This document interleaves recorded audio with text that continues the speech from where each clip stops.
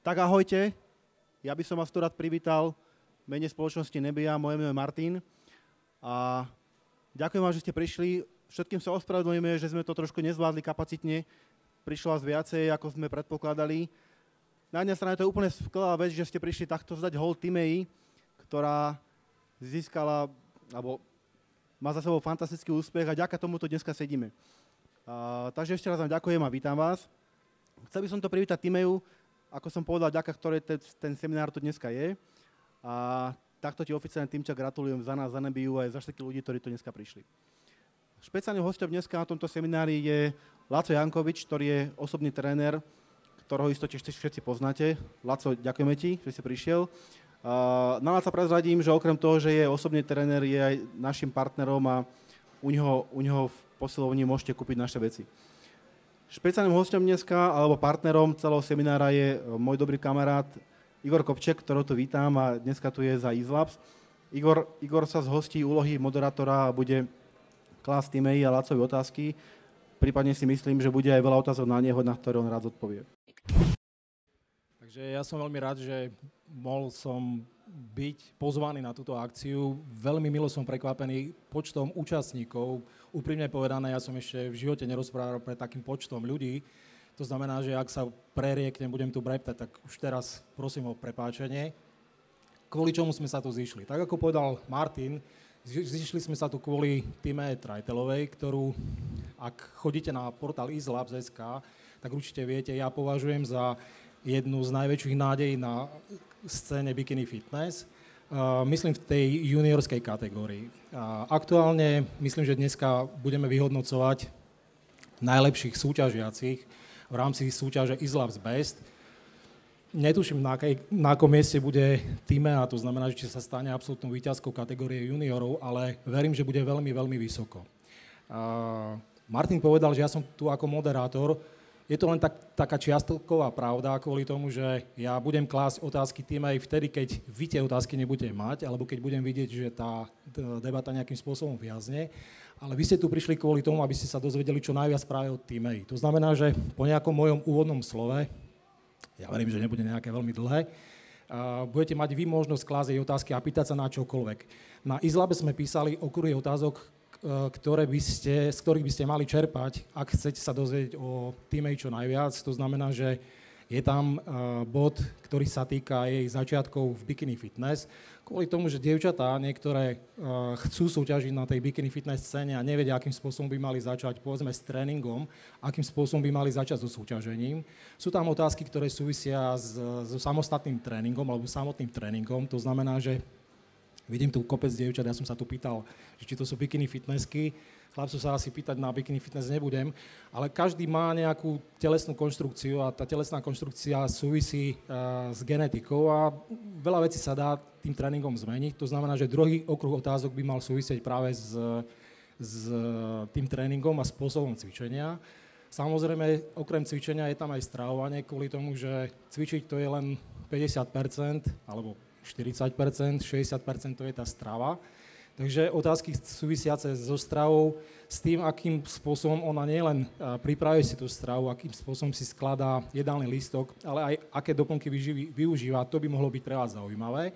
A posledná taká skupina otázok by sa mohla týkať sponzorstva. Z toho dôvodu, že k nám takisto mesačne príde niekoľko žiadostí o sponzoring. Dievčatá a chlapci si myslia, že ak je nejaký fungujúci portál alebo je nejaká fungujúca spoločnosť, tak mali by spojiť svoje meno alebo svoju činnosť práve so sponzoringom úspešných športovcov. To znamená, že určite by som vám odporúčal pýtať sa Timei aj na to, akým spôsobom sa jej podarilo získať tak skvelého sponzora, akým je spoločnosť Nebia. Kvôli tomu, že ja viem, že aktuálne Timea by mala byť tvárou v spoločnosti Nebia a má exkluzívnu zmluvu. To znamená, že pýtajte sa určite aj na to.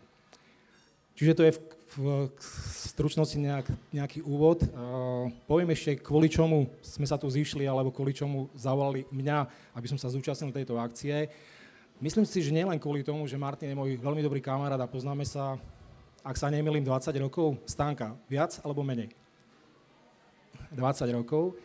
ale kvôli tomu, že ja som bol v podstate pri začiatku Bikini Fitness v rámci federácie IBB. Ako viete, Timea súťaží vo federácii IBB. Sú tam trošičku iné pravidlá ako v iných federáciách, aj keď je pravdou, že ona bola úspešná aj vo federácii naturálnej. A v IBB je Bikini Fitness od roku 2010. Ja si pamätám na tú súťaž, bol to svetový pohár vo fitness v Maďarsku v decembri 2010, kedy vlastne poprvýkrát sme videli v rámci IBB dievčatá v Bikini Fitness na pódiu. Bolo to neuveriteľné. Tie dievčatá vyzerali ináč, ako vyzerajú Bikini Fitnessky dnes. To znamená, že od roku 2010 do roku 2015, 2016, Bikini Fitness prešla veľkým vývojom a ja som mal to šťastie, že aj kvôli tomu, že stali sme sa IBB Press partnerom, myslím ten Easlabs, tak boli sme na všetkých rozhodujúcich súťažiach. Rozhodujúce súťaže nielen na Slovensku, ale aj vo svete. To znamená, videli sme majstrovstvá Európy, videli sme majstrovstvá sveta, videli sme Arnold Classic amatér, videli sme Olympiu amatér, videli sme Veľkú Olympiu. To znamená, že na základe týchto skúseností viem relevantne povedať, ak na niekoho pozriem, či má alebo nemá na to, aby sa zlepšoval. Timea potvrdí, že keď sme sa stretli prvýkrát, to bolo v Hnúšti, určite som mu nechválil, to znamená, že bol som veľmi kritický k nej, ale to je kvôli tomu, že od tých dievčat, od tých chlapcov si udržujem nejaký odstup. Nefungujem ako tréner až na nejaké výnimky. Kto sleduje Easlabs alebo sleduje nás, tak vie, že spolupracovali sme s Marianom Čambalom, so Šátkom, ktoré sme pripravovali na súťaže.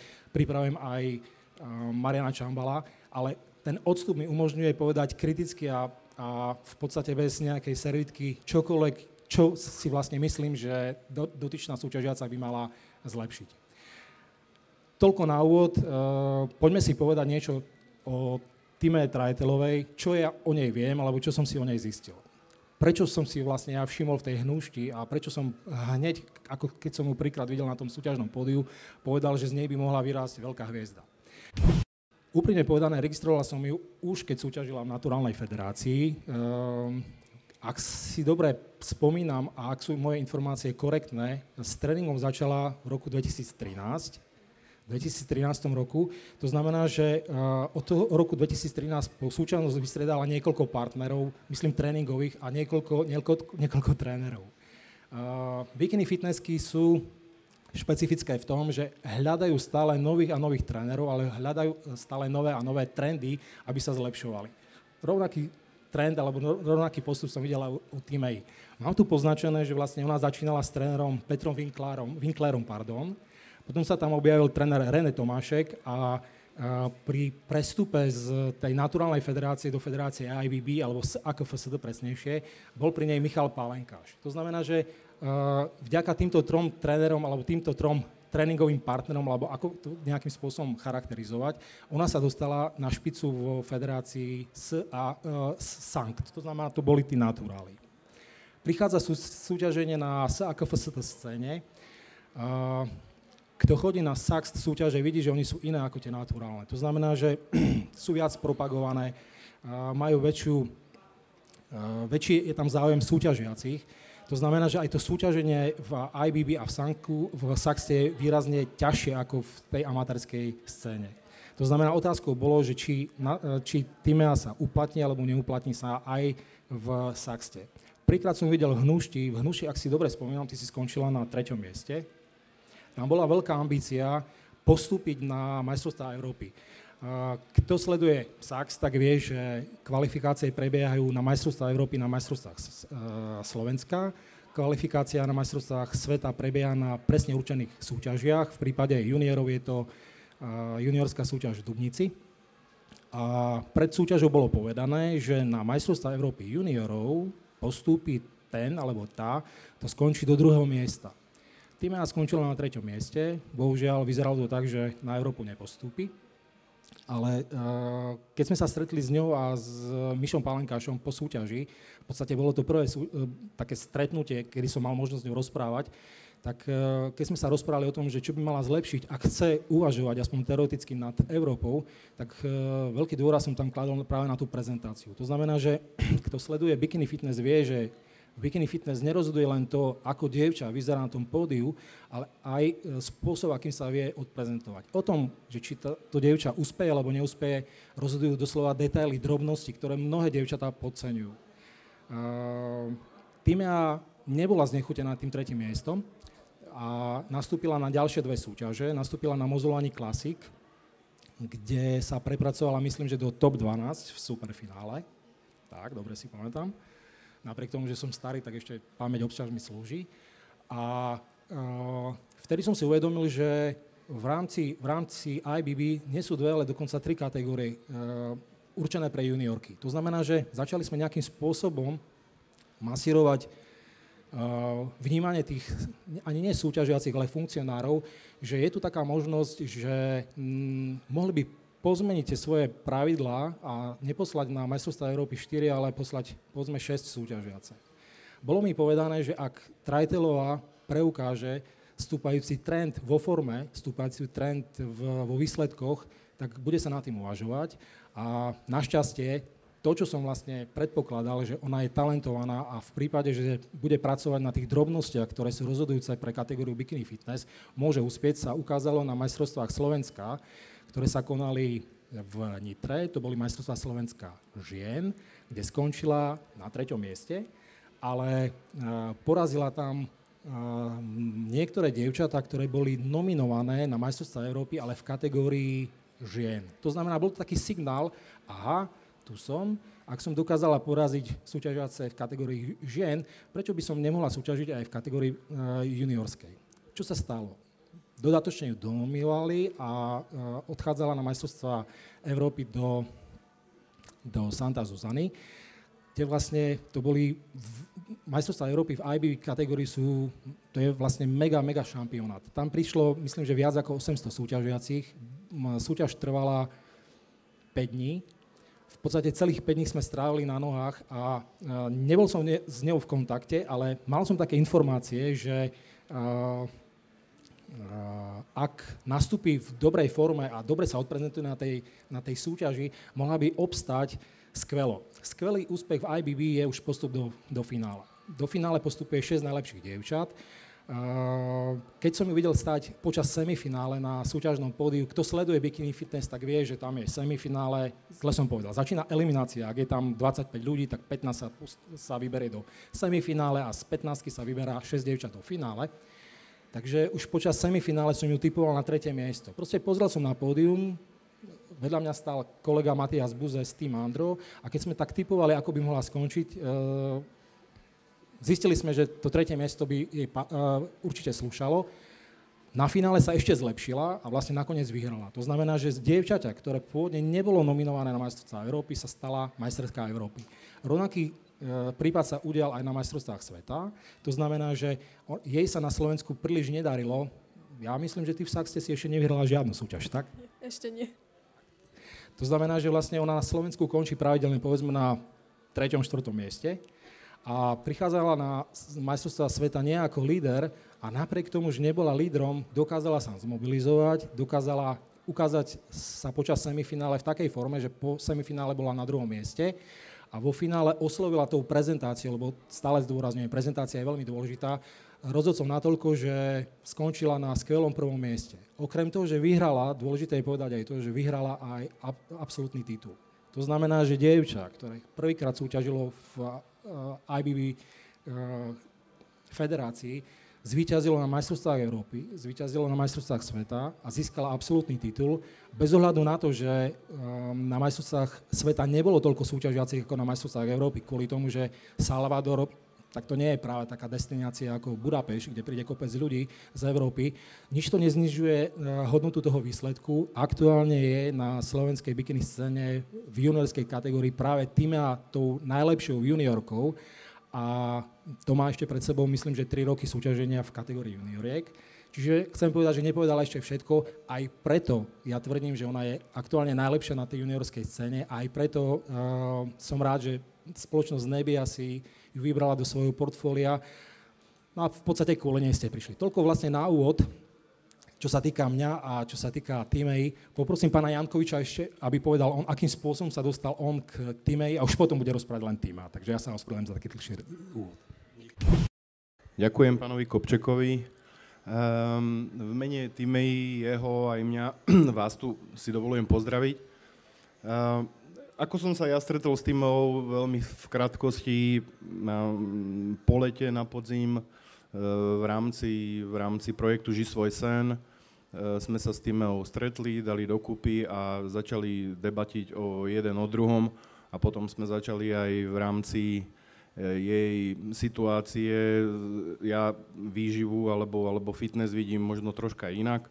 Vidím to cez funkčnosť orgánovú a metabolické funkcie a potraviny cez prípadné intoleranty a alergény.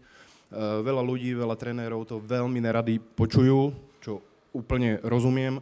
Každopádne už stovky klientov sú aj tu, vedia veľmi, veľmi dobre, o čom hovorím a tie zmeny dokážu byť veľmi dramatické. To je možno dôvod, prečo sme sa aj s týmčou na toto pozreli. Tam nejaké veci sa zjavne preukázali, myslím si, že aj zafungovali, ale to už nech zhodnotí niekto iný, možno týmča.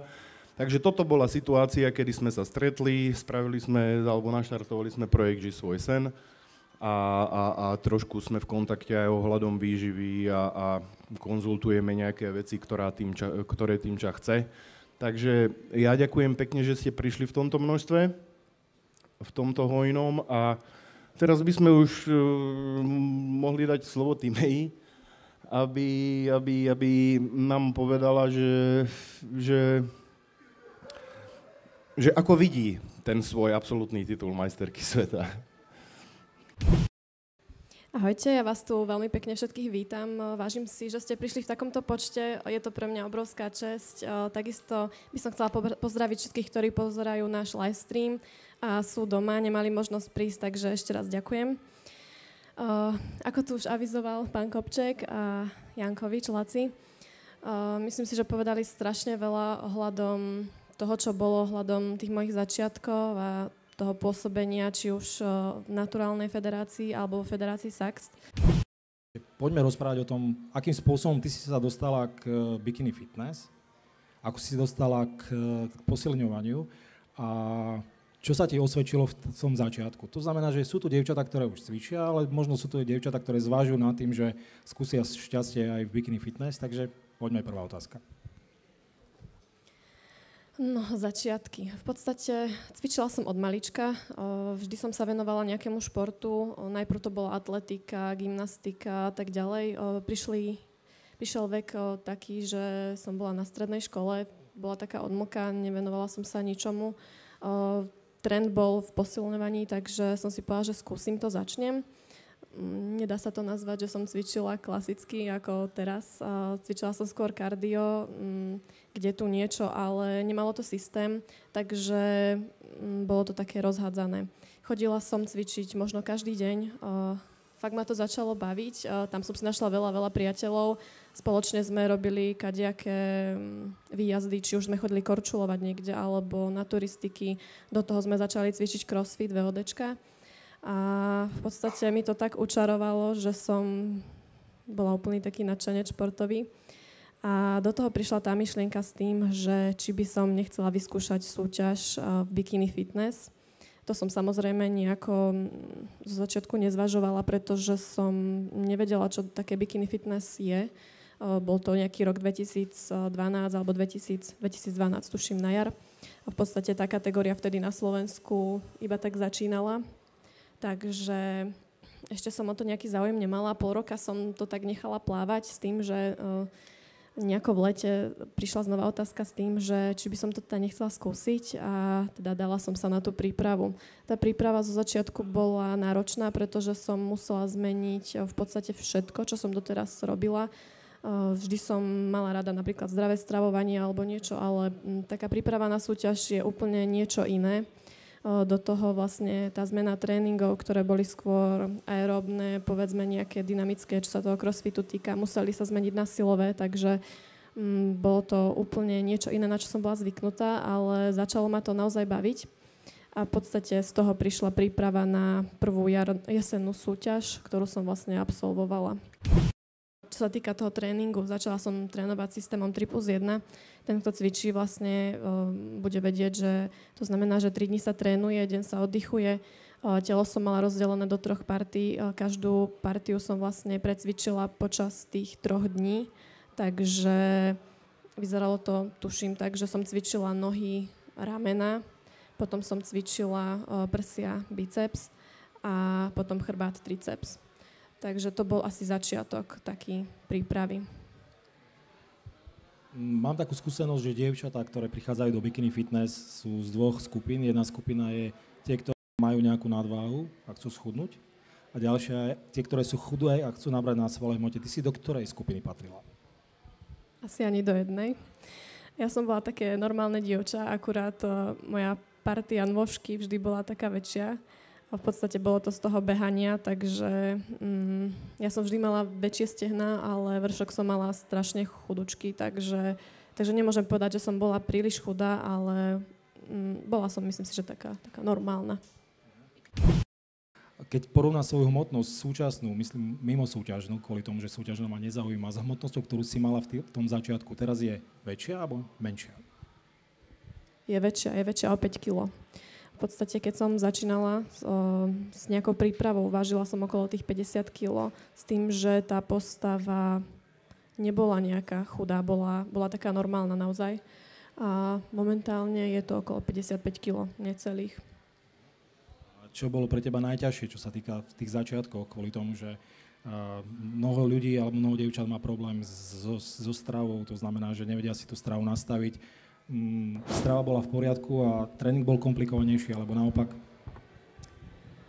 Celkovo bol problém u mňa v režime, pretože ja som v podstate študovala vtedy na strednej škole, gymnázium, do toho som pracovala, takže bolo to dosť ťažké sklbiť. Najhoršia bola asi strava, pretože ja som mala problém s tým, že som nepríjmala veľa bielkovín. Moja strava obsahovala samozrejme všetko, čo by mala, ale keď prišla nejaká otázka na mäso alebo niečo, tak to proste tam vždy nejako lietalo. S tým, že s mäsom nemám problém, mala som ho rada, ale proste tie bielkoviny mi robili problém určite zo začiatku. No a tréning, ten vyhovoval určite. To tým, že som bola zvyknutá cvičiť každý deň, to bolo pre mňa niečo trošku iné, ale v podstate to isté. No sú tu mladí ľudia, taká otázka praktická. Ako sa ti podarilo zladiť školu s tréningom? Aká si bola žiačka, prezrať? No, bola som taká žiačka, že podľa nálady a podľa času. A keď som sa učila, tak som sa učila veľmi dobre. Keď som sa neučila, tak to samozrejme dobre nedopadlo. Ale myslím si, že sa to dá všetko zvládnuť. Ja som do toho ešte aj pracovala. Takže keď si to človek rozplánuje a naozaj má nejaký ten cieľ, tak tie časové prekážky alebo niečo nie je podstatné. Naozaj nie. A momentálne sa s tým veľa stretávam, že mi chodia správy, že či sa to dá spraviť popri škole, či sa dá bikini fitness venovať, či sa dá cvičeniu venovať. Myslím si, že je to o prioritách a každý si ich položí také, aké má. Trénovať sa dá ráno pred školou, dá sa trénovať večer, dá sa trénovať v podstate hocikedy, takže myslím si, že to je to najmenej. Kto číta Izlabs, určite zaregistroval môj názor, že bikini fitness to nie je šport v tom pravom slova zmysle, že to je taký športový modeling alebo modelingový šport, tak by som to povedal, kvôli tomu, že nemá nejaké kritériá presne stanovené. Napriek tomu stále to tvrdím, dievčatá majú o to záujem. Čo ty by si poradila tým začínajúcim bikini fitnesskám? Čo by mali robiť, čo sa týka tréningu, čo sa týka stravy? Aké sú tvoje názory na tieto začiatky? Ťažko povedať, no. Každý je individuálny, ale v podstate si myslím, že každá baba by mala hlavne začínať tým, že by to nemala robiť zo dňa na deň. Mali by tie zmeny byť postupné, pretože ten základ celého toho je, si myslím, že v hlave. A keď to človek nezvláda v hlave, či už to tréningové nasadenie alebo tú stravu, pretože nie je ľahké sa niekedy vzdať nejakých stravovacích návykov, ktoré človek má, povedzme, celý život od narodenia až do určitého veku, kedy sa rozhodne, že ich zmení. Takže myslím si, že najlepšie je začať postupne si zvykať na tie tréningy, na tú stravu, ale čo je dôležité, nenechať sa odradiť, začať s tým od seba, robiť to od srdca, pretože keď to človek robí naozaj s tým, že to má rád, tak to naozaj vidno. Pretože keď to robí niekto preto, lebo sa to rozhodol, ja neviem, jeho tréner, lebo sa rozhodol jeho priateľ, alebo rozhodlo sa jeho okolie a není s tým stotožený, tak on sám, tak v živote si myslím, že nedosiahne to, čo by dosiahol, keby s tým bol v danom momente tak stotožnený. Ja do toho vstúpim s dovolením, pretože Igor sa jej pýtal, že ako to je, že čo by odporúčila a tak ďalej. Ja to teraz preberiem, pretože niekto cez diamant nevidí svoj vlastný lesk. Hej? A nakoľko robím s veľa ľuďmi denne mám 14 klientov a robím aj s tým, či aj po tej výživovej stránke, aj po tej pohybovej, musím povedať o tým, či jednu alebo dve veci. Čo sa týka aj tréningu, aj výživy je nadštandardne, alebo možno by som povedal až extrémne, čo do prístupu úžasná. Hej? Pretože tréner si nemôže, alebo niekto, kto nejaký či už tútor, alebo niekto, kto usmerňuje nejakého športovca, si nemôže viacej želať než to, že človek miluje ten pohyb a miluje tie tréningy a miluje to cvičenie a to tým, čo určite je. A čo sa týka výživy, jej povedať, toto bude jesť a toto nebude jesť, to ako keby ste povedali, že ráno vyjde slnko a večer zapadne. To znamená, ona absolútne nereaguje na akýkoľvek na akú vec emocionálne, že toto nebudem, tamto nebudem, hento toto, alebo zasa z tréning, že to namáhavé. Nie. Z tréningu čistá radosť od začiatku do konca a čo sa týka výživy, ten prístup, minimálne z mojich skúseností, hej, a to sme už kdečo riešili a možno aj nepríjemné veci krátkodobo s tým čou a tá reakcia bola naprosto bezemočná, jasná a striktná, hej. To znamená, tým čas síce povedala svoj názor, ale ona možno to má tak vžité, že jej to ani nepríde, hej, takže ja som si dovolil do toho vstúpiť takýmto spôsobom. Ďakujem.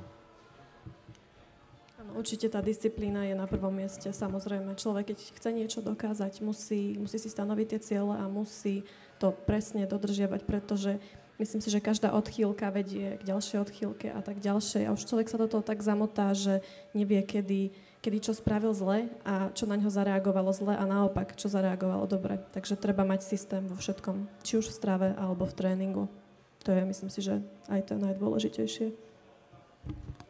Máme dva mikrofóny, to znamená, že vlastne jeden mikrofón viem dať medzi divákov. Má niekto nejakú otázku, chce sa niekto niečo opýtať? Stačí dvihnúť ruku, pribehnem, dám do ruky. Nemusíte sa hanbiť. Tam je otázka.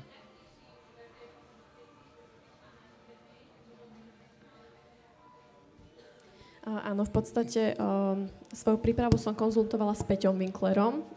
On vlastne pôsobí v naturálnej kulturistike. Nemala som trénera ako osobného.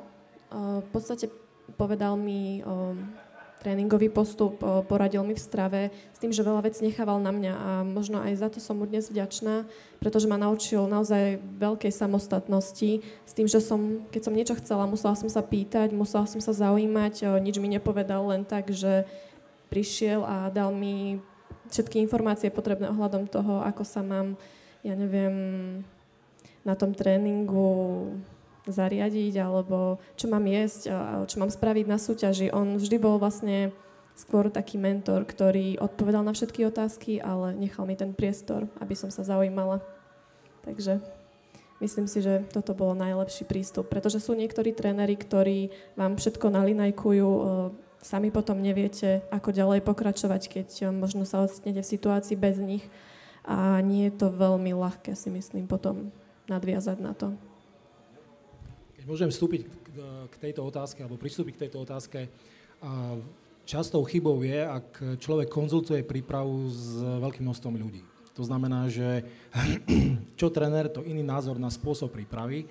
A je pravdou, že k jednému cieľu vedie 10, 15, 20 ciest, hlavne v tých silových športoch. To znamená, že je dobré mať jedného trénera, jedného hlavného trénera, ktorý vlastne určuje nejaký trend, nejaký smer, a potom je možné ešte konzultovať tú prípravu s rôznymi poradcami. To znamená, že mám tu človeka, ktorý funguje ako hlavný tréner, povie, čo vlastne daný súťažiaci alebo súťažiaca by mala daným spôsobom tréningu dosiahnuť a potom môžem to konzultovať povedzme s poradcom pre výživu, s nejakým špecialistom na doplnkovú výživu. To nie je problém. Ale vlastne stále tam musí byť nejaký človek, povedzme, hovoríme tomu hlavný tréner, ktorý tomu dá hlavný smer a povie, takým spôsobom by sa daná súťažiaci mali pripravovať. Kto má ďalšiu otázku? Skúste zdvihnúť ručku, aby sme videli. Nech sa páči. Čiže zopakujem, aby počul každý. Otázka je, že z čoho sa skladá tvoj jedálny listok v príprave na súťaž aj mimo súťažnom období, tak? Tak začneme mimo súťažným obdobím, to je v podstate teraz. Snažím sa ísť na zdravých tukoch. Určite ženy sa tukov boja, bála som sa ich aj ja dlho. Takže zdravé tuky, môžem povedať, že to sú rôzne oriešky, oleje, masla, či už ja neviem, nejaké arašidové alebo mandlové. Samozrejme nie je to gro potravy, je to skôr doplnok k tej strave. Ďalej, ja neviem, nejaké ryby, losos, kvalitné bielkoviny, to je základ, hej, mäso, či už kuracie, morčacie, hovädzie, každému ako vyhovuje. Zelenina, ovocie, rýžové chlebíky, rýža, cestoviny. Väčšinou vyberám tmavé, nejaké celozrnné výrobky. Vajíčka, tie sú určite také, že každodenné vločky a rôzne semienka a také veci, či už čia, alebo také. No a v súťažnej príprave je to skôr už viac obmedzené. Je tam skôr zelenina, sú tam nejaké bielkoviny, takisto, ja neviem, vajíčka, mäso, sú tam ryby. Takisto tam sú nejaké zdravé tuky, ale to už samozrejme riešim podľa toho, čo chcem dosiahnuť, akú mám formu a ako sa to ďalej vyvíja. A sú tam sacharidy, ale tie sú skôr komplexné, napríklad rýža takisto, niečo celozrné, napríklad aj cestoviny, ale tie menej a skôr vločky potom. To je taký základ asi stravy. Môžem doplniť otázku o podotázku. Skús nám povedať, ako vyzerá tvoj jedálny listok v súčasnom období. To znamená, že ráno vstanem o 5:00, umyjem si zuby, idem si zrobiť raňajky. Ako vyzerá jeden celý tvoj deň a ako vyzerá zloženie tej stravy? To by bolo zaujímavé, nie? No, tak momentálne ráno vstanem, ako kedy. Ale prvé, čo je, letím do chladničky, pretože z tých diét a všetkého som veľmi zaťažená na jedlo. Takže prvé sú raňajky určite v dni. Najobľúbenejšie raňajky mám také dva typy. Sú to napríklad vločky. Momentálne mám oatmesh z Amixu s mandlovým mliekom, s arašidovým maslom, poprípade s nejakým ovocím. Alebo druhá varianta sú vajíčka, rôzny spôsob, omeleta, praženica s rýžovými chlebíkmi, možno so zeleninou. To sú raňajky. Potom ide 10. Na 10. väčšinou mávam nejaké ovocie alebo nejaký proteín podľa toho, kedy trénujem a čo ako vyzerá. Obed, bielkoviny, sacharidy, takže väčšinou je to losos, nejaká ryža alebo mäso s rýžou, so zemiakmi. Je to rôzne. 10. väčšinou nejaká proteínová tyčinka momentálne, priznám sa. Alebo sú to nejaké rýžové chlebičky s nejakou bielkovinou. To už je tiež podľa toho, akú mám chuť. A večera klasicky. Na večeru si dávam aj sacharidy momentálne. Nerobí mi to problém, takže sacharidy komplexné dávam počas celého dňa. A väčšinou jednoduché, skôr po tréningu. Čo sa týka bielkovín, sacharidov, tukov, máš to spočítané alebo od oka? Mám to spočítané, idem v podstate okolo 2500 kalórií. Vychádza to tak, že tých bielkovín je okolo 1,8 až 2 gramu na kilo. Sacharidov mám okolo 200 gramov a tuky sú okolo 1 gramu na kilo hmotnosti, takže okolo tých 55. A čo sa týka celého týždňa, ten jedálny listok je rovnaký, čo sa týka kalorického príjmu, alebo povedzme v nedeľu je obžerstvo a dá si aj niečo navyše? Chcela som tak ísť, ale stále mám nejaké akcie a veci a furt si poviem, že mi to ľúto sa objesť. Takže momentálne to až tak nepreháňam, ale asi tá nedeľa by mohla byť taká voľná, pretože som si to aj tak povedala, len zatiaľ to tak nevyšlo, no. Ale chcela by som určite nedeľu voľno. A napríklad odporúčam to aj svojim klientkám, ktoré majú nejakú ambíciu, chcú schudnúť alebo sa chcú len zdravo stravovať, keď človek nevie sa vzdať tých vecí dlhodobo, stačí sa ich vzdať na povedzme 6 dní a potom ten 7 si dopriať všetko, na čo má chuť. Ja by som tu vstúpil do toho troška len, čo sa týka tých kalórií. Tým, čo tu zadelila 2,5 tisíca, ja nie som si istý, že keby vy ste babi 50-60 kilové vylúčili všetky sladkosti z jedálnička, či tam toľko kalórií bude. Každopádne ja by som z môjho pohľadu alebo výživy troška apeloval, pretože to, čo ku mne chodí, tak to je tak podvýživené a pretože baby majú byť tendenciu s prepáčením premotivované, hej. To znamená, keď začnú z fitness a kúsnú sa do toho, tak oni sú schopné ísť na 500 kalóriách proste mesiace a mesiace. To nie, že len nikde nevedie, ale vedie to len k zdravotným ťažkostiam a ja by som len tu chcel využiť tento moment. Ja nehovorím, že musíte ísť 2,5 tisíca kalórií. Nie je to ani o kalóriách, je to samozrejme o nich. Musí byť pokrytý aj bazál, aj niečo navyše samozrejme, hlavne keď chcete tým naberať nejakú svalovú hmotu, ale vy vo vlastnom záujme a zo zdravotného aspektu snažte sa ísť s kalóriami vyššie, radšej vyššie ako nižšie, ale mať tú stravu čistú. To znamená, vy dármo budete sa snažiť pod 1000 alebo pod 2000 kalórií ísť, pokiaľ to bude na bazále alebo pod bazálom a potom raz za 3 dní alebo za 4 dní vám prepne a zjete celú čokoládu a nikto ju akože nevidel, hej, tak to je možno ten najväčší problém. To znamená, pokiaľ si to telo kaloricky z čistej, podotýkam z čistých potravín, vykrie dostatočný príjem, možno aj niečo nad, tak nič by sa nemalo stať, hej. To je tak ako tým, čo teraz ide. Už to zvýšila, chvála Bohu, kalórie, teraz ide ešte vyššie, ako bola a v podstate vyzerá to tak doteraz, že nenaberá v podstate žiadny tuk, hej. Malo by sa jednať len o čistú hmotu. To znamená, šlape to a bude to šlapať aj vám. To znamená, nejde áno, ide samozrejme o kalórie, musí byť vykryté to, čo má byť, ale pokiaľ budete jesť čistú stravu a jej dostatok, tak potom sa aj inzulín a cukor vyrovná tak časom, že na to sladké už ani nebudete mať chuť. To znamená, pokiaľ vám bude blbnúť inzulín a cukor, bude to mať dopad na nervový systém a potom to bude dopadať takými akože cheat days, stále cheat days a čo cheat days, hej, to sú v podstate len ospravedlenia tohoto stavu, ktoré bohužiaľ vyplýva či už z menšej alebo väčšej inzulínovej rezistencie, hej. To znamená, ako z toho von, na čistú stravu, radšej viac ako menej, tým sa inzulín zrovná a ten organizmus sa metabolicky skutočne začne šlapať a pôjdete tam, kam chcete, hej. Nejaká ďalšia otázka?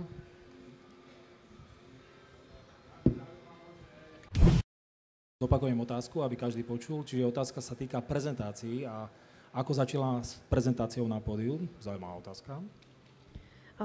Tak začiatky boli s Peťom Winklerom, ktorý nejako bikiny nemal rád a nejako ich nepreferoval. Takže on to tak nevedel podať. Stále sme niečo nacvičovali, nevedela som si to predstaviť. Vtedy ešte neboli ani tak dostupné videá, nevedela som ucelené pravidlá, ako vyzerá semifinále, finále. Takže bolo to také poskladané rôzne. Nacvičovala som to s Peťom Winklerom na prvú súťaž. Na druhú súťaž som videla, že to asi takto nepôjde, aj keď to bolo celkom fajn, ale nebolo to, čo by som si vedela predstaviť. A keď som videla možno ostatné dievčatá, tak už som pochopila, že asi ako by sa to malo uberať. A začali sme nacvičovať s mojím vlastne tým trénerom, vtedajším Michalom Pálenkášom, prezentáciu, ktorú vlastne sme stále zdokonalovali a až sme sa dostali do takého bodu, že som sa pripravila vlastne na Európu. Bola som pripravená tak, ako som bola. Ako sme prileteli do Španielska, ujala sa ma reprezentačná trénerka Natália Lenartová, ktorá je moja momentálne aj osobná trénerka a s ňou sme vlastne, myslím si, že zvládli najväčšiu časť tej mojej prezentácie na pódiu, čo sa týka aj póz, aj prejavu. Takže myslím si, že tieto dve osoby, Michal Pálenkáš a Natália Lenartová, mi najviac pomohli, čo sa týka pózovania. ale vyslovene je to tréning, je to klasický tréning. Ja idem napríklad v dni voľna trénovať pozovanie, alebo niekedy po tréningu, proste trénujem to vždy, keď mám čas, ale dáva to zabrať viac ako tréning niekedy. Takže treba sa tomu určite venovať osobitne, pretože je to, myslím si, že ak nie viac ako polovica úspechu, tak myslím si, že viac ako polovica úspechu, určite. Takže tomu by som kladla špeciálny dôraz v príprave. Treba si uvedomiť, že semifinále rozhoduje o tom, kto postupí do finále. Prezentácia v semifinále je takmer nulová. To znamená, že dievčatá prichádzajú po skupinách na pódium, rozhodcovia na nich pozerajú, povedia vpravobok, vpravobok, vpravobok a to je všetko. To znamená, že vlastne tá dievčina nemá v kategórii bikini fitness možnosť tú prezentáciu využiť. Finále je o niečom inom, kvôli tomu, že dievčatá prichádzajú po jednej na pódium. Aktuálne v IBB trend, že na väčšine súťaží sa používa tzv. I-walk, to znamená, že dievča prichádza na zadnú časť pódia, prichádza dopredu, čiže opíše písmeno I, odprezentuje sa a odchádza na ľavú alebo pravú stranu podľa toho, čo určí ten pódiový rozhodca. To znamená, že tam je priestor upútať tých rozhodcov. Z toho dôvodu, že tí rozhodcovia, ak je nový panel, tak v podstate za tých 30-40 sekúnd, čo trvá prezentácia v štvrťobradoch, nemajú možnosť si tú dievčinu obzrieť. Ona má jedinú šancu upútať tých rozhodcov práve tou prezentáciou. A čo sa týka tej prezentácie, treba si vybrať dievča alebo súťažiacu, ktorá je vysoko oceňovaná vďaka tejto prezentácie. To znamená, že nemusí to byť špičková bikini fitnesska, ktorá veľmi dobre vyzerá na tom pódiu, ale môže to byť aj menej oceňovaná, povedzme, súťažiaca, ale ak vidíte rozdiel medzi semifinále a finále, tak a vo finále tá dievčina skončí pravidelne na lepšom mieste, tak rozhodcovia jej dávajú plusové body vďaka prezentácii. Chcem ešte povedať jednu vec, ktorá súvisí s týmou. My máme veľmi dobré kontakty na Ukrajinu a na Rusko. Nemyslím ako politické, ale myslel som tak, že mám tam veľa priateľov a v podstate mám prístup k ruskej a ukrajinskej škole, bikini fitness škole. Vidím, aké sú trendy v Rusku, vidím, aké sú trendy na Ukrajine. Kto pozrie na výsledky z majstrovstiev Európy, z majstrovstiev sveta, vidí, že tie ruské a Ukrajinky sú veľmi vysoké. Putrová, to je ruská absolútna majsterka sveta, predtým bola Viazmetinová, Alu Semenovú, všetci určite poznáte. To znamená, že ak bola možnosť zúčastniť sa seminára Ali Semenovej v Lvove, ja som tú možnosť ponúkol na Izlave a Týmea bola tá, ktorá vlastne tú ponuku prijala a spoločne sme odišli do Lvova. Nebudem hovoriť o ceste, cesta bola strašná, čakali sme 4 hodiny na hraniciach. Je to vidno, že tá Ukrajina je trošku inde, ale Ukrajinci a Ala Semenov, možno bude lepšie. Ukrajinci a Ala Semenová urobili to, že ukázali všetky finesy a všetky spôsoby, ako zvládnuť tú prezentáciu na čo najvyššej úrovni. Ja som chlap, to znamená, ja pozriem na pódium a poviem, pozuje dobre, alebo pozuje zle. Ale neviem povedať, prečo pozuje zle, alebo prečo pozuje dobre. A vlastne až tí Ukrajinci nám ukázali, aké má byť postavenie pliec voči pánve, aké má byť postavenie hlavy voči chrbtici. To znamená, sú tam nejaké osy. Oni nám ukázali detaily, akým spôsobom tie dievčatá môžu zapracovať na prezentácii.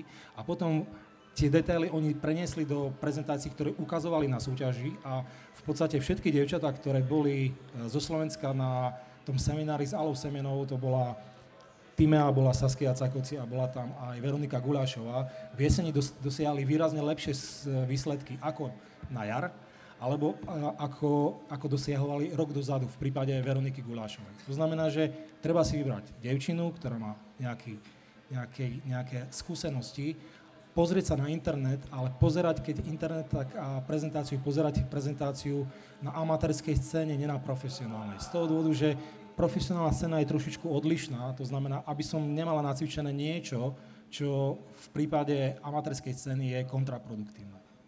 Toľko. Nezvažuje IFBB alebo neprebaral sa tam ten fenomén, že tie bikiny, je tam veľa báb na pódiu, hej, a vlastne je tam, hodnotí sa len svalový rozvoj, ako si spomínal. A to vyberú do finále.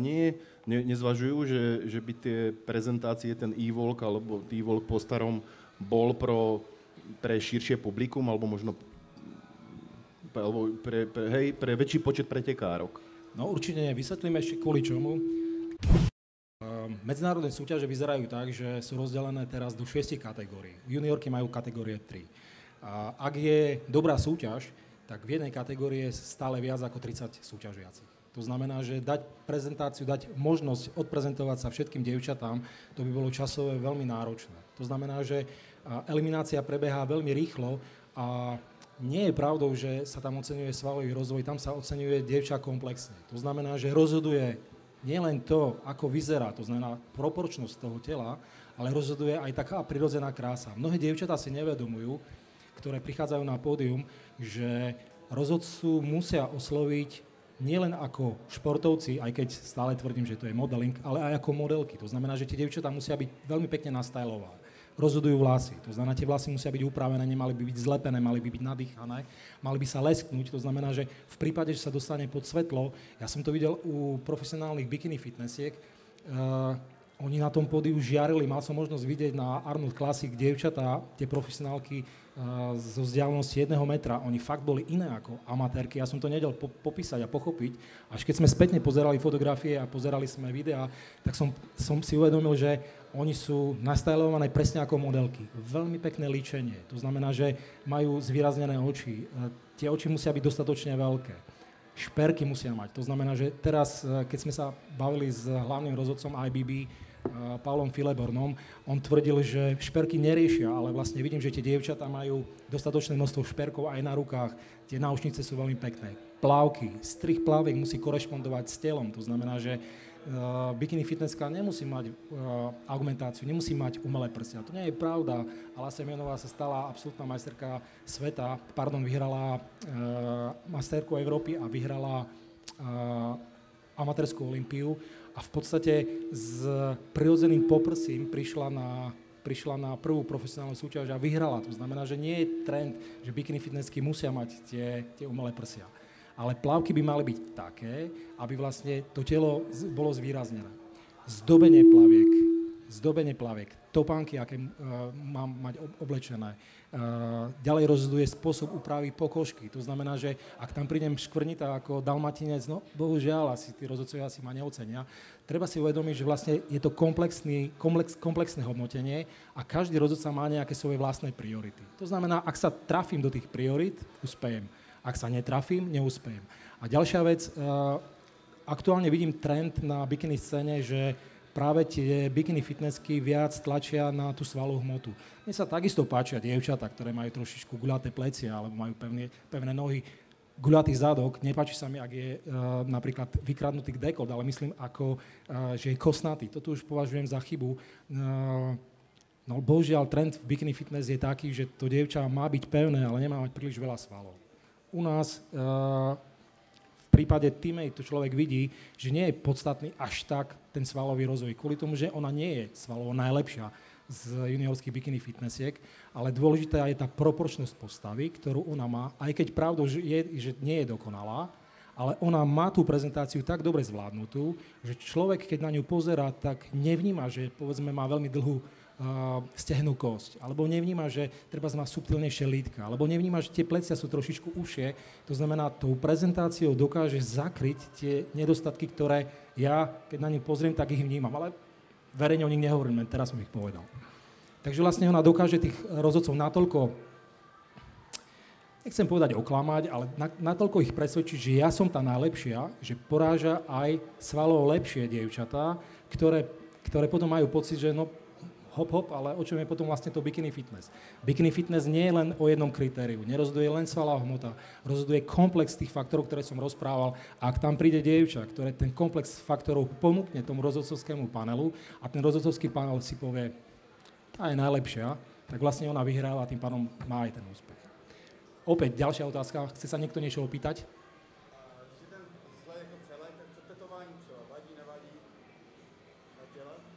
To je otázka na mňa teraz.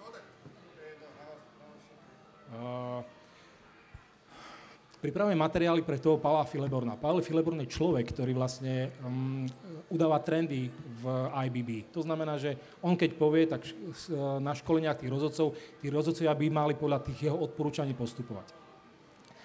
Téma téma tetovania sa stále preberá. Stále, keď som na seminári, mal som šťastie, bol som asi na 7-8, bol som sa pozrieť, o čom vlastne on rozpráva a na základe toho som mu pripravil materiály. Stále je tam otázka súvisiaca s tetovaním. Ako k tomu máme pristupovať? Rozhodcovia sa pýtajú. A Fileborn stále povie jeden príklad. Predstavte si, že ste prezidentom federácie. Tá federácia dostáva peniaze od štátu. To znamená príklad ako Saxt. A príde za vami minister a povie, ty Jozef, počúvaj sem, máme tu pre teba pripravený budget peňazí, ale nevieme, či ti ich dáme alebo nie. Skús ma presvedčiť, ukáž mi fotografie nejakého majstra sveta, aby sme vedeli, komu to vlastne tie peniaze dávame. Strich. Máme na pódiu veľmi dobre pripravených borcov, všetci sú vyrovnaní, jeden je výrazne lepší, ale je celý potetovaný. A teraz otázka na rozhodcov, komu dajú vyhrať? Z 97% rozhodcov, lebo som si robil štatistiku, to znamená len 3% sa bude orientovať podľa vzhľadu, to znamená aktuálnej formy, a tých 97% ho nedajú na prvé miesto. Práve kvôli tomu, že víťaz by mal byť nejaká správa, nejaký message, ako oni hovoria, pre tú verejnosť. Toto je majster sveta, toto je majsterka sveta, toto je dievča, ktorá vyhrala kategóriu na majstrovstvách sveta. Ak vyhraje potetované dievča, to znamená od hlavy po petu, môže sa nám to páčiť, ale je to defekt, ktorý vlastne napovedá tým ostatným súťažiacím, že my môžeme prísť v takej úprave a môžeme uspieť. Tento trend je badateľný aj na súťažiach IBB. Dievčatá prichádzajú s tetovaniami na súťažné pódium, ale je vidno, že tie tetovania sú menej výrazné, alebo snažia sa ich nejakým spôsobom zakryť. To znamená, napríklad ja som si nevšimol, že Olivia Pohanková má na chrbte tetovanie, až keď sa zotrela, vtedy som ho zbadal. A Adel Storcerová má podtetovanú ruku, ale je to také vkusné, že nie je to také nejaké proti tým pravidlám. To znamená, že tí rozhodcovia vidia tie dievčatá, ako vyzerajú na pódiu, ale vidia aj tie dievčatá pri vážení a prezentácii. Pri vážení a prezentácii dievčatá prichádzajú v plavkách, ale nie sú natreté. Väčšina rozhodcov tam príde kvôli tomu, že oni si už robia taký predvýber, no komu by som dal v úvodzovkách svoj hlas, kto vyzerá tak dobre, že by mohla sa stať víťazkou. To znamená, oni si ich obzerajú, ak bude dievča príliš potetované, treba z jednu nohu bude mať potetovanú od vrchu až po koniec, obávam sa, že tí rozhodcovia to neocenia a napriek tomu, že bude vyzerať špičkovo, posunú ju o nejaké miesta nižšie. Ťažko povedať, že či ju posunú z 1. na 6., alebo či ho neposunú do finále, zo semifinále, ale príliš rozsiahle tetovania v bikini fitness nie sú hodné. To je môj názor, ale to nie je názor kvôli tomu, že je to osobný, ale názor, ktorý som prijal od Fileborna, od aktuálnych trendov, ktoré sú v IBB. A jedná sa len o bikini fitness, alebo všeobecne to bude ponímané? Ja si myslím, že to je všeobecný trend. Spomínam si na súťaž v Anglicku, keď sme boli vo Veľkej Británii. British National. Zavolali nás ako vtedy Nikola Vajterová, myslím, že prvýkrát súťažila na proscéne. Pozvali nás ako partnerov, boli sme sa tam pozrieť. Krajšiu súťaž som nevidel. To znamená, bol som veľmi milo prekvapený. Bolo tam 400 súťažiacich. Obrovská súťaž. Otvorené ústa sme mali, ale čo som bol zhrozený, všetci boli potetovaní. Všetci do jedného. Bol tam jeden súťažiaci v kategórii kulturistika. Mal vytetované pištole na bruchu. To znamená, že vyzeral ako pištolník. Z plaviek mu trčali 2 kolty.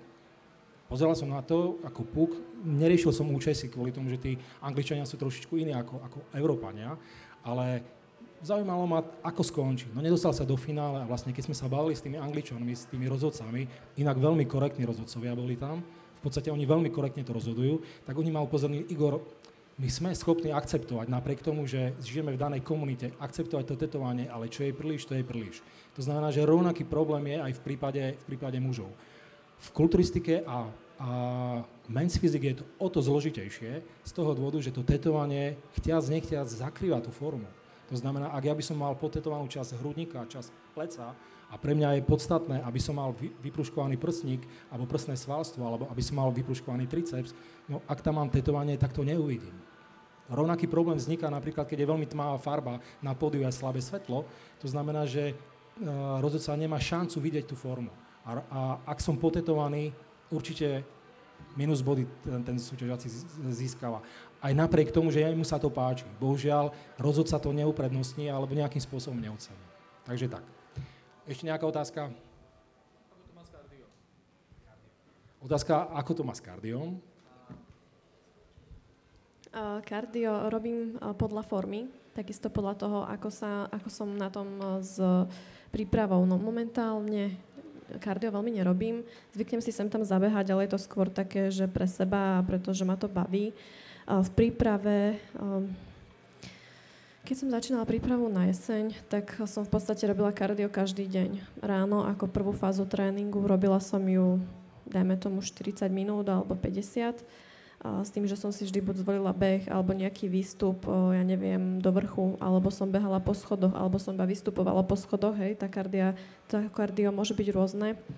V lete som veľa korčulovala a tak ďalej, ale ja sa skôr vždy snažím sústrediť na tú stravu a na ten tréning ako na to kardio, pretože tým kardiom sa mi zdá, že skôr sa iba unavujem a pálim svaly. Takže momentálne som aj od Olympie, čo vlastne bol október, do decembra, kedy som vlastne nastúpila na majstrovstvá sveta, nerobila kardio žiadne, ale vôbec žiadne. Pretože som bola už tak chudá a potrebovala som sa schopiť v tom silovom tréningu, že som to vynechala proste. Ďalšia otázka? Opravím otázku. Ako si na tom silovo? Napríklad mňa by zaujímali silové výkony. Drep, tlak ani nie, lebo to nie je podstatný pre bikini fitnessku, ale mŕtvý ťah. Proste, aká silná si? Prezrať. Ja som nikdy nešla nejako, že na silu, ale tak teraz to momentálne skúšam. Drep som mala okolo 80 kg. Nikdy som ale neskúšala maximálnu váhu, hej, na jedno opakovanie. Vždy som tých opakovaní robila viac, takže to bol drep 80 kg najviac. Normálny, klasický. Tlak. Mala som najviac na benči 50 kg. To bolo kedy? 4 dní dozadu. A mŕtvý ťah som mala asi 70 kg. Najviac zatiaľ. Ale vrajím, neskúšam maximálky. Moja hmotnosť je 54,5-55 kg. Stačí? Ďalšia otázka, pýtajte sa. Nech sa páči. Otázka súvisí so sponzoringom. Akým spôsobom si prišla k prvým sponzorom? To znamená, že či si ich hľadala sama, alebo oni oslovili teba. A čím si ich presvedčila, že by proste tie podmienky si mala stále lepšie a lepšie, lebo je hlúposť ísť do nebie, keby si mala podmienky horšie ako predtým. Takže zrejme tie podmienky sú výrazne lepšie. Takže prvých sponzorov, no. Ako som začala súťažiť, tak samozrejme chcela som čo najskôr sponzora, nie možno kvôli tomu, aby som mala nejaké veci, ale skôr kvôli tej takej podpore a kvôli tomu takému pomyselnému niečomu v hlave, že OK, niečo za mnou stojí a teraz musím ešte viac zapnúť. Ale nie je to zo začiatku ľahké. V podstate táto je doba taká, že nikto vám nechce len tak nič dať. Nejde o to len, aké máte výsledky. Vždy ide aj o to, aký ste ten hodný človek pre tú danú firmu alebo pre toho daného jednotlivca, ktorý vás sponzorovať bude. Pretože veľakrát sa stalo, že aj tí najlepší športovci nemajú, povedzme, najlepšie zmluvy, pretože nie sú tak zaujímaví možno mediálne pre tú firmu, ktorá sa potom rozhoduje o tom, aké podmienky dá, respektívne nedá. No takže začiatky, no. Prvý môj sponzor bol Extrifit, s ktorým som mala vlastne ročnú zmluvu. Keď sme sa prvýkrát stretli, približne vedeli, kto som, ale nejako ma neregistrovali a povedali mi, že teda oni, ak si chcú zobrať babu, tak by si zobrali babu, ktorá je určite na tom svalovo inak, čiže skôr kategória body fitness a niečo. S tým, že po dlhom rozhovore s mojím vtedajším manažérom sme ich nejako tak presvedčili, že teda akú mám asi vidinu do budúcna, čo by som chcela robiť, čo by som možno chcela dokázať a oni mi v podstate tú šancu dali, takže možno nebyť toho prvého sponzora, nemám možno takú motiváciu začať s tým, s čím som začala, ale musím podotknúť, že už v tom období som mala vyhraté majstrovstvá Európy a majstrovstvá sveta v naturálnej federácii, takže tiež to nebolo len tak, že som povedala, že mám veľké plány a oni mi teda poskytnú možnosti. Takisto si pamätám, že to bolo aj s Nebiou, ktorá v podstate zo začiatku povedala, že dobre, že spraví teda tú výnimku na skúšku a vyskúšame si nejakú tú spoluprácu. A po roku si myslím, že môžem povedať, že tá spolupráca aj z jednej a z druhej strany bola lepšia, ako sme predpokladali a vlastne z toho vznikol potom nápad dostať tú exkluzívnu zmluvu, ktorú som v podstate dostala. Ale je to ťažké, je ťažké získať sponzora v tejto dobe a je ťažké si ho udržať, pretože vy musíte nejakým spôsobom tú firmu prezentovať, musíte byť takisto stále zaujímavý, stále aktívny a s tým ľudia väčšinou majú problém. Každý chce niečo dostať a nevie veľa dať. Takže myslím si, že tá aktívnosť u tých daných ľudí je najdôležitejšia niekedy. Hej, ja len k tomuto, akože sponzoring začiatky, jedna nemenovaná firma, výrobca, on pre mňa robia doplnky stravy, im prídu desiatky žiadostí denne. Desiatky žiadostí denne a už oni ani nestíhajú, už sa im ani nechce odpovedať na to, hej, lebo takéto hľadisko tej širokej verejnosti je také, že prvá ten sponzorík a potom sú tie výsledky. Ja si myslím a myslím si, že poznám nie málo veľmi dobrých vrcholových športovcov a reprezentantov a ja vám môžem garantovať jednu vec. Títo ľudia to robili a robili by to za každých okolností naplno aj bez sponzora. To znamená, to nie je o tom, že či kto, kedy sponzor príde a tak ďalej. Tí ľudia, ktorí sú skutoční budúci šampióni alebo šampióni, to robili 100% so 100% hľadiskom a so 100% úsilím aj bez toho, pokiaľ toho sponzora ešte mali. To vám môžem garantovať. To znamená, moje odporúčanie sponsoring versus začiatky je to proste robiť to tak, ako viete a ono to tak nejak, keď to bude mať prísť. Ešte k tomu sponzoringu chcel som povedať jednu vec. Je tu niekto, kto súťaží? Nech zdvihne ruku, aby som videl. Tak. Zdvihnite vyššie, aby som videl tie ruky. Tak, a teraz nechá ruku hore len ten, kto má sponzora. Čiže máme odpoveď, ako je to so sponzoringom. Treba si uvedomiť jednu vec. Pre všetkých, ktorí tu sme, možno pre niekoho viac, pre niekoho menej, to cvičenie je koníček. To znamená, robíme to preto, lebo nás to baví. Máme to rádi, máme radi ten pocit. Nerobíme to kvôli tomu, aby sme dosávali nejaké výsledky. To je prvotná motivácia. Baví ma to, idem do posilovne, cvičím, potom sa ukáže. Mnohí ľudia majú iné koníčky. Niekto jazdí na surfe, niekto lepí modely, niekto vlastní vláčik, to je jedno, každý máme nejaký koníček. To znamená, že prísť za niekým a povedať, počúvaj sem, ja chcem robiť svoj koníček, daj mi na to peniaze, je hlúposť. To znamená, že každý si to musí z začiatku financovať sám. Príklad, Majo Čambal je aktuálne profesionálny kulturista v kategórii do 212 libier. Majo súťaží 27 rokov, sponzora má posledných 5 rokov. To znamená, že 20 rokov to robil, alebo 22 rokov to robil za vlastné peniaze. Čiže robil to kvôli tomu, že to bol jeho koníček. Ak to budete robiť aj vy ako koníček, je jedno, či budete dosávať dobré výsledky alebo slabšie výsledky. Ak budete zaujímaví pre toho partnera, pre toho sponzora, on si vás nájde, alebo ak sa mu ponúkne, tak jednoducho on povie, áno, zoberiem vás. Vy si musíte uvedomiť, ak chcem sponzor, musím mu niečo ponúknuť. Aktuálne je trend taký, že hľadajú sa ľudia, ktorí majú zaujímavú facebookovú stránku. Myslím, majú tam veľa lajkov. Pre mňa nie je podstatné to, že či tam je 50, 100 tisíc, 300 tisíc, milión. Pre mňa to nie je podstatné. Podstatné je zloženie toho v úvodzokách fanklubu.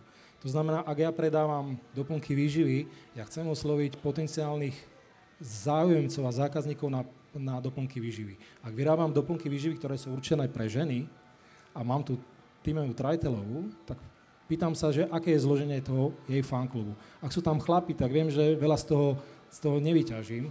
To znamená, že ak tam budem komunikovať veci pre ženy, tak jednoducho nepredám. Každý vás bude sponzorovať alebo podporovať len vtedy, ak bude mať z vás nejaký benefit.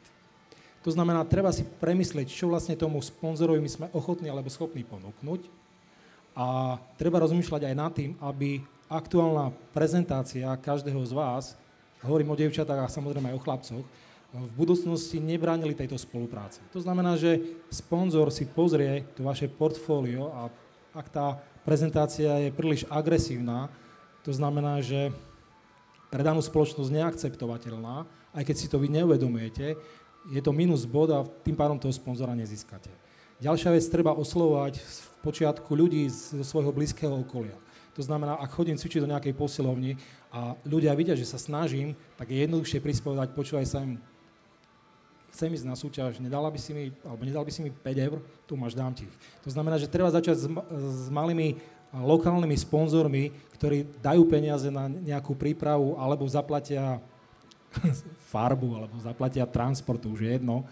A byť vďačný za čokoľvek. To znamená, že aj keď je ten sponzorík malý a nie je v finančnej podobe, treba byť aj za to málo byť vďačný a ten človek postupom času to nejakým spôsobom navýši. Poviem vám jeden príklad, aktuálny zo života. Ako sa volá tvoj sparring partnerka? Tatiana Kožuchová. Tatiana Kožuchová. To znamená, Tatiana Kožuchová, to, čo je Tima Trajtelová v kategórii bikini fitness na juniorskej scéne, nespomenul som Sabinu Plevákovú, ona je síce juniorka, ale ona už bude súťažiť medzi ženami. To isté je Tatiana Kožuchová medzi juniorkami. Tatiana má 16 rokov. My sme ju prvýkrát videli s Natáliou Lenartovou, myslím, že pred 5 rokmi. Boli sme na seminári pre rodičov v detskom fitness a v podstate skákali tam dievčatá a deti z pravej strany do ľavej. Ja som tak pozeral na nich a si myslím, bože, kde som sa to dostal medzi deti, Pane Bože. Ale zrazu som si tam všimol jedno dievča, ktoré ma upútalo spôsobom, akým pristupovala k tým cvikom a videl som takú zaujímavú konštitúciu tela. Zhodou okolností som rozprával s jej mamou, vysvetlo, že je to Tatiana Kožuchová a vtedy som jej povedal, že ak Tatiana bude vytrvá v tom úsilí, z nej by mohla byť hviezda.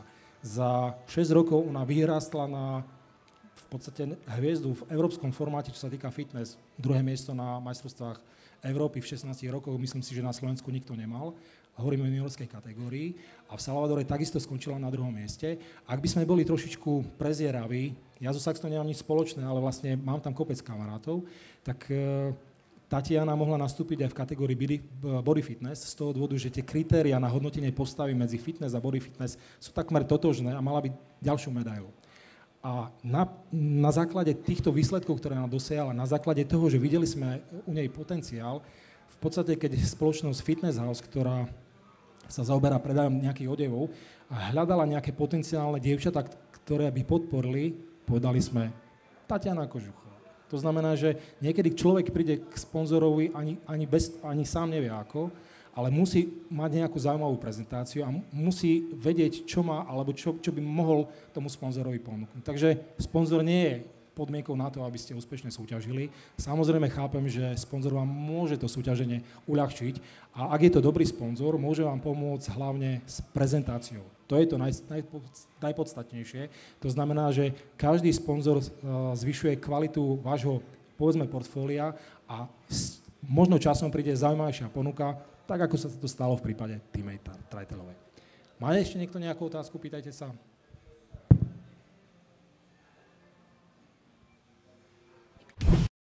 Že otázka je na motiváciu, opäť to trošku poupravím. Ja si pamätám, keď som ešte niekedy dávno súťažil, keď som bol taký mladý chlapec, a ja som mal také obdobie, že sa mi nechcelo cvičiť. Proste som si povedal, Pane Bože, dneska som rozbitý jak cigánska hračka a čo teba tak nakopne do toho tréningu? Čo ťa vlastne presvedčí, že musím ísť? Proste musím ísť. Tak u mňa je najdôležitejší režim, takže ja si vždy všetko plánujem a keď niečo nesplním, tak som na seba nahnevaná, takže vždy sadnem už hoci ako do auta a idem proste do fitka a tam už to vždy príde na mňa. Ale niekedy mám aj ja také dni, samozrejme, že ráno vstanem a som tak uťahaná, že by som najradšej netrénovala alebo len tak oddychovala, ale také dni treba prekonať a treba ísť tak či tak do toho, no už keď začnete možno s tým tréningom alebo s niečím, tak ten dobrý pocit na konci dňa z toho, že ste všetko splnil a že to opäť vyšlo a idete podľa toho, ako ste mali ísť, je podľa mňa najdôležitejší a taký na nezaplatenie. Doplním opäť otázku pod otázku. Akým spôsobom sa dokážeš nakopnúť do toho tréningu, keď sa vlastne necítiš vo svojej koži? Z toho dôvodu, že vlastne ľudia majú rôzne také obdobia. Raz sa cítim lepšie, raz horšie, málo som spala, priateľ alebo nepriateľ mi pil krv, žral nervy. To znamená, akým spôsobom sa nakupuješ do toho tréningu? Používaš nejaký pretréningový suplement? Dlho som nepoužívala.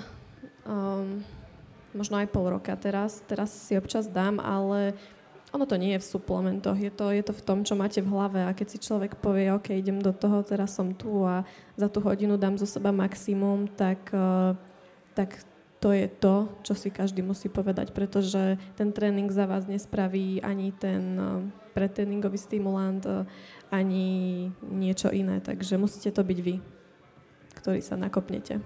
Ešte jedna otázka. Máš nejaký pretréningový rituál? Napríklad ja si opäť spomínam na mnoho chlapcov, ktorí súťažia medzi kulturistami. To znamená, v kategórii kulturistika prichádza na tréning v danú dobu. Urobí si kávu, vypije kávu, dá si BCAčka, počká určitý čas, až tak ide na tréning. Momentálne takýto luxus nemám, pretože tej práce mám fakt veľa a trénujem podľa toho väčšinou, kedy sa mi čo uvoľní, alebo mám takú klientku, s ktorou dokážem trénovať, tak poviem si, že dobre, idem rýchlo, pripravím sa a ten tréning si dáme spolu. Ale keď mám tréningy tak naplánované, napríklad s Tatianou, si zvykneme plánovať, tak nemám až také rituály. V podstate dám si nejaké veci pred tréningom, dám si vitamín C, dávam si BCAčka, a v podstate idem na tréning. Takže nejako to neprežívam vo veľkom, že káva, pohodička, pripraviť sa a tak. Ono práve pre tréninga, či je s kofeínom bez, alebo s nejakým stimulantom práve tým, čo ona skutočne tých doplnkov skôr menej ako viac. A keď sme sa zoznámili, tak ona skôr, že ju to robí unavenejšou. A to je skutočne ten fenomén, že pokiaľ je človek intolerantný alebo alergický na kofeín, tak pôsobí to presne, stimulant pôsobí presne naopak. To znamená, keď očakáva od kávy alebo teínu alebo čierneho zeleného čaju alebo od akéhokoľvek stimulantu to, že ho to nakopne, tak ten, kto cíti v podstate opačný moment, ako by očakával, tak tam nejaká tá intolerancia alebo alergia je, hej. To znamená, že možno to bol aj ten dôvod, prečo to nepoužívala. Každopádne je to len taký typ, hej. Ďalšia otázočka. Otázka, aké suplementy používaš v mimosúťažnom a súťažnom období? Zaujímala by ma nielen typ, to znamená, že druh, ale aj množstvo. Tak. Tak ako som vravela, ja sa na tie doplnky až tak nefixujem, ale tak určite používam základ BCAčka, glutamín. BCAčka si zvyknem dávať pred a po tréningu okolo, nejakých 2 gramov. Takisto večer pred spaním. Dávam si glutamín okolo 10 gramov denne, 5 po tréningu pred spaním. Určite v takej tej doplnkovej forme si zvyknem dávať aj vitamíny, minerály, hlavne v diete, pretože vtedy už to tak nečerpám možno z tej potravy alebo stravy, ale skôr z tých tabletových preparátov, takže tie vitamíny, minerály, proteín, ale to je taký základ, si myslím, úplný. No a momentálne som skúsila zadradiť kreatín, takže to je také, že pár dní idem na tom. Kreatín monohydrát. Ten sa dáva ráno a večer 2-krát denne. A hlavne ešte, čo sa týka, veľa báb mi píše za spalovače. Napríklad celú prípravu na jesenné sezóny som spravila bez spalovačov. Nepoužívala som ich vôbec. Takže možno to je také, že skôr skúsiť ísť na tej strave a na tom tréningu, ako možno čerpať až tak z tých doplnkov. To by som možno odporúčila, pretože ten organizmus sa jednak aj zaťažuje a čím viac sa vy naučíte na začiatku, tak tým menej to potom bude reagovať postupne, pretože v tom organizme vznikajú potom určité zmeny a on si na tie látky v podstate zvykne. Takže keď si začnete na začiatku, čo budete robiť, o 5, o 10 rokov, hej. Hej, to je bohužiaľ, že niekto chce chudnúť tuk, ešte možno nemá ani permanentku a tenisky kúpené, ale už má spalovač. Hej, a to to je zle. To je skutočne celé zle. Pretože ja aj mojim klientom, ktorí možno chodia každé 2 týždne za mnou, to znamená tým stežením, nikdy, ja im to nechcem predať. Oni to chcú, ja im to nepredám. V určitej fáze im to nepredám. Hej? A to sa nedieje skutočne, to sa deje často. Prv tam musí byť zvládnutá strava a pohyb do takej miery, že ten organizmus metabolicky začne sám reagovať na tú redukciu hmotnosti, respektíve tuku. To znamená, prvá to nastaviť a potom doplnky stravy brať ako fortifikant alebo ako urýchlovač nejakého procesu metabolického. A toto sa netýka len spalovaču, týka sa to všeobecne doplnkov stravy. Či je to saponín, alebo tento tribulus, alebo je to kreatín, alebo je to pretréningový stimulant. To je úplne jedno. Vždy sa snažte pozerať na ten proces, ktorý očakávate od toho konkrétneho doplnku stravy, či po dobu aspoň podotýkam 2-3 týždňov ste beží tak, ako má, a vtedy, až keď bude šlapať a nasadíte ten doplnok stravy, získate z neho 5-krát, 10-krát viac. Potenciálne, hej? To znamená, vždy takýmto spôsobom sa snažte na to pozerať. A nie len, že ušetríte, ale potom sa zbavíte takových možných situácií a toto je o ničom a toto nešlape a hen tamto a tamto a stále dookola tie isté kidy, hej? To znamená, áno, možno predajcom je to jedno naopak, hej, tí by možno preferovali, aby toho prodali čím ďalej, tým viac. Každopádne, podľa mňa toho predajú o to viac, o čo kvalitnejšie to tým ľuďom bude fungovať. A fungovať to bude len vtedy, pokiaľ ten základ, strava a výživa bude a priori nastavený tak, ako má primárne a prirodzene pre to telo, hej. A ten, či karnitín, či termogénna látka nejaký a tak ďalej, potom už len urýchlí ten daný proces. Hej. Čiže opäť nejakým spôsobom zhrniem. Otázka súvisiaca s menštruačným cyklom. Osobne mám také skúsenosti, nie ja som nikdy v menštruačnom Ale no. Ale niekedy v minulosti, veľmi dávno, som tredoval dievčatá, každá mala problém. Každá. To znamená, že na určitej úrovni tie problémy sú. Otázka je, či tieto problémy má aj Týmea, tak? Mám ich, určite ich mám. Možno to ani tak nebolo spôsobené tým vrcholovým športom alebo tou stravou ako nesprávnym začiatkom, myslím si.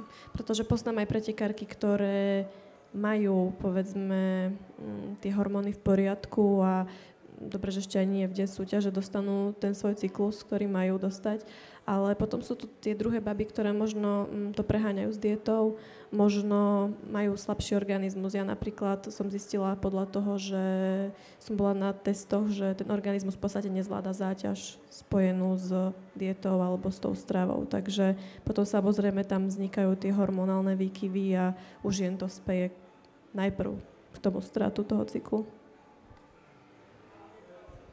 To je to, čiastočne to s Týmeou riešime. Každopádne moje klientky nie je že problém s cyklusom, ale s problém otehotnením. Hej. Ja mám asi 10 klientok, s ktorými som zvládol už to, že boli neplodné, podstúpili 2, 3, 4, 5 umelých oplodnení a nakoniec sme to zvládli.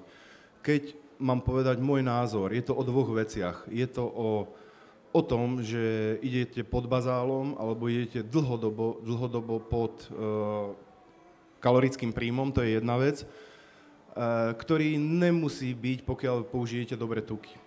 A druhá vec je tá, že bohužiaľ, ja, mäsožravec, musím povedať, že ja od mesiaca na mesiac, pol roka na pol rok, ako robím s potravinami, ten problém s mäsom narastá.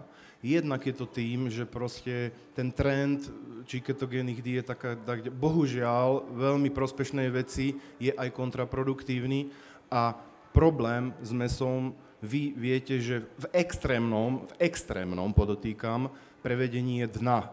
A dna je kardiovaskulárne ochorenie. A kardiovaskulárne veci súvisia s hormonálnym systémom. To znamená, že prílišnou konzumáciou mäsa či u chlapov, alebo u bab, toto je ako podporný faktor toho momentu, ktorý popri nedostatočnom energetickom príjme toto u žien spôsobuje. Hej? A v podstate to kvantum ľudí, stovky ľudí, čo ku mne chodia, ja teraz tu poviem jednu vec a neberte to nijak v ničom, jediní ľudia, športovci, ktorí prišli a boli dobre nastavení, boli od Igora. A poviem, a myslím to úplne vážne, hej, lebo to už boli stovky a stovky a to, čo prišlo a bolo dobré, tak to konzultovalo len tu. Nikde inde. Pri menštruácii, hovorím ešte raz, nikdy som nemal, to znamená, že ja by som mal čo najmenej k tomu hovoriť, ale zaujímal som sa o to práve kvôli tomu, že v tých 90. rokoch ja som pripravoval dievčatá, ktoré súťažili vtedy v kategórii fitness. Menštruácia je vnímaná ako jeden faktor zdravia. To znamená, že ak menštruáciu nemám, alebo je problematická, nie je pravidelná, už tie dievčatá majú pocit, že je tu niečo zlé. Nehovorím, že to je dobré, ale trebalo by to nejakým spôsobom riešiť. Hľadal som nejaké informácie, pýtal som sa dievčat, robil som si nejaký vlastný v úvodzovkách prieskum. Dokonca teraz pracujeme na dotazníku, kde sú aj otázky súvisiace práve s tou menštruáciou, ktorý budeme dávať na majstrovstvách Európy. Zaujímajú ma tieto veci, ako vnímajú práve špičkové bikini fitnessky. Na majstrovstvá Európy priemerná asi nepôjde, pôjdu len špičkové. A ako často oni majú problémy s tou menštruáciou. Hľadal som nejaké práce, no tých prác je strašne málo. Pravdou je, že nikto nerieši vzťah menštruácia, silový šport. Nikto nerieši vzťah menštruácia, akýkoľvek šport. To znamená, že v tej športujúcej populácii sa prijíma taký fakt, že áno, môže ten problém nastať, ale sú tu také prípady, že dievčatá nemajú menštruačný cyklus nie 2 mesiace, 3 mesiace, to znamená počas prípravy na súťaž, ale rok, 2 roky, 3 roky, 4 roky a tu už je problém a vlastne ten problém treba riešiť. Osobný názor môj taký je, že, tak ako povedal pán Jankovič, súvisí to s celkovým príjmom kalórií na deň. To znamená, že našiel som pár takých kvázi štúdií, ktoré ukazovali, že ani nie je tak rozhodujúce množstvo tuku v tele, ale množstvo stravy, to znamená ten kalorický príjem. To znamená, že ak ten kalorický príjem je dlhodobo v minusových hodnotách, je reštriktívny, automaticky nastáva problém s menštruačným cyklom. Nie je to však trvale platný jav. Poviem príklad. Všetci si spomeniete na Denisu Lipovskú, špičková bikini fitnesska, mesiac po majstrovstvách Európy otehotnela. To znamená, že ona sama povedala, že ona nemala problém s cyklom, ale napriek tomu nepredpokladala, že by mohla otehotneť. Ďalší prípad, ktorý mám zdokumentovaný, je Saskia Cakoci. Saskia začala robiť u nás moderátorku v Izlabe, to znamená, že rozprávam sa, pýtam sa, dávam nejaké témy, ktoré by boli zaujímavé práve pre vás, kvôli tomu, že my píšeme pre vás, nepíšeme kvôli sebe. Takže vlastne je tam aj tento problém. Ona má takisto pravidelný menštruačný cyklus. A vlastne sama povedala, že vďaka tomu pravidelnému menštruačnému cyklu, keď začala brať kreatín, tak vlastne počas krátkeho obdobia nabrala veľa na svalovej hmote. Kvôli tomu, že ten kreatín má nejaký kvázi anabolický účinok a v prípade dievčat sa to prejavuje ten anabolický účinok aj aktiváciou satelitných buniek. To sú vlastne bunky na povrchu svalových buniek. Ak svalová bunka zväčší svoj objem alebo je nejakým spôsobom poškodená, povedzme tréningom, vstupuje do svalovej bunky a produkuje ďalšie bielkoviny. A ona povedala, že vďaka tomu menštruačnému cyklu, tomu pravidelnému, nabrala na svalovej hmote. Z toho dôvodu, že keď prichádza menštruácia, sú tam nejaké predmenštruačné syndrómy alebo nejaké prejavy a počas menštruácie, opäť hovorím, nemal som to, ale môžete mi to potvrdiť, tie dievčatá naberajú na hmotnosti kvôli tomu, že je tam väčšie zadržiavanie vody, tak? A keď vlastne brala ten kreatín, tak tá menštruácia pôsobila takým spôsobom, že po cykle tá hmota jej ostala. To znamená, že v krátkej dobe ja som videl, že ona sa rapidne zmenila. My keď sme ju videli v Lvove, ja som otvoril ústa, ja som nechápal, čo sa s ňou stalo. Ona bola ako terminátor. Čiže vlastne krátko na to ona upravila stravu, začala realizovať iný spôsob cvičenia, práve kvôli tomu, že by tú hmotu trošičku spracovala. Ak nemáte menštruáciu, alebo máte problém, určite by som to riešil s lekárom. To znamená, ísť sa za ním, pýtať sa, vysvetliť, nech vám povie nejaké riešenie. Osobne som za to, osobne si myslím, možno ten názor nie je správny. Menštruáciu ovplyvňujú steroidy. To znamená, že steroidná štruktúra vychádza z cholesterolu. To znamená, sú také názory, že cholesterol treba, netreba, potrebujem ho, nepotrebujem ho, telo si ho produkuje, má dostatok.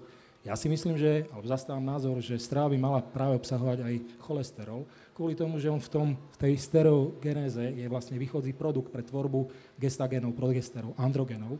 A to sú vlastne hormóny, ktoré aj dievčatá potrebujú. Potrebujú na udržanie cyklu alebo na to, aby ten cyklus bol nejakým spôsobom spustený. A malé množstvo androgenu slúži aj na to, aby som nabral na svalovej hmote. Ďalší názor môj je taký, že myslím si, že silové tréningy prirodzeným spôsobom zvyšujú po určitej dobe hladinu androgenov v tele trénujúcej ženy. To znamená, že ak vykonávam veľmi ťažké silové cvičenia, to znamená, že používam hraničné záťaže, tie hraničné záťaže sú medzi 80 až 95% nejakého aktuálneho maxima, skôr alebo neskôr, ak to dlhodobo budem dodržiavať, dôjde k tomu, že budem mať problémy s menštruáciou nie kvôli tomu, že mám reštrikciu v strave, ale práve kvôli tomu, že telo sa na to adaptuje tým, že zvýši hladinu androgenov. Tento môj predpoklad potvrdzuje aj hormonálny rozbor, ktorý absolvovala jedna bikini fitnesska juniorská a vlastne ona sama mi povedala, že ak necvičí, tak má androgeny dole. To znamená, že tá hladina je v norme. Ale v prípade, že začne cvičiť, vykonávať ten posilovací tréning, androgeny sa zvýšia, skúmajú sa tam hľadajú sa tam nejaké metabolity. Možno to súvisí aj s sex hormone building globulinom, to je špecifický globulín, to už je chémia, to je už komplikované, ale jednoducho treba si uvedomiť, áno, páči sa mi to, chcem vykonávať taký tréning, ale je taká možnosť, že budem mať problém s tým menštruačným cyklom. Takže môj názor. Stačí? Každopádne je možné pri nízkej hodnote tuku, moja priateľka má 1,5 kg tuku na sebe dlhodobo, 2 žily na bruchu a nemá vôbec žiadny problém. A takých ľudí som stretol už a bab veľmi veľa, hej. To znamená, je to bohužiaľ podľa mňa tiež fáma, hej, je to falošný údaj, ktorý s tým môže potenciálne samozrejme súvisieť, hej, ale ešte vôbec nie je opodstatnením toho problému ako takého. Tak ďalšia otázka, menštruáciu sme zodpovedali, uspokojil. Opakujem otázku, je tu otázka na pána Jankoviča, že koľko kilogramov mesa na deň? Koľko gramov mesa na deň je akože ešte v norme? A, hej, a či mleté alebo stejky, hej? Tak. Ešte doplním, že aký druh by bol vhodný. To by bolo dobre povedať.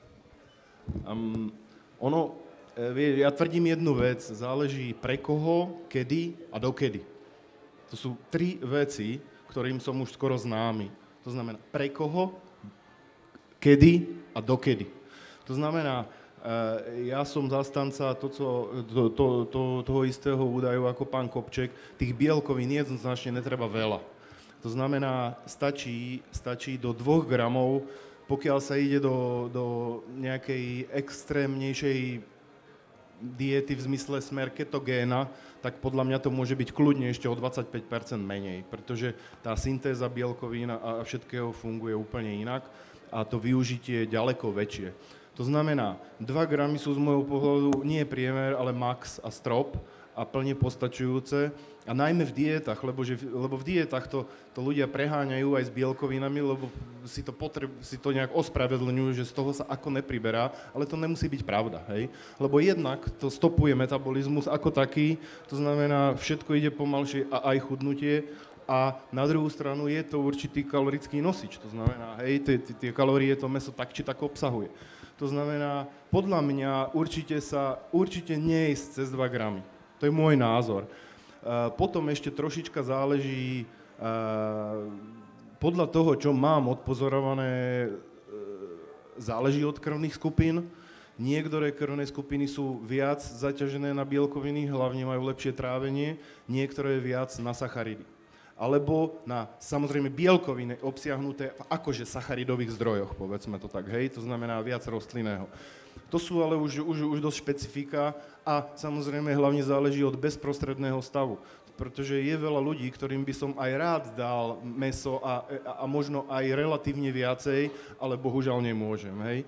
To znamená, že určite všeobecne by som to držal maximálne do 2 gramov osobne a držal pestré, hej.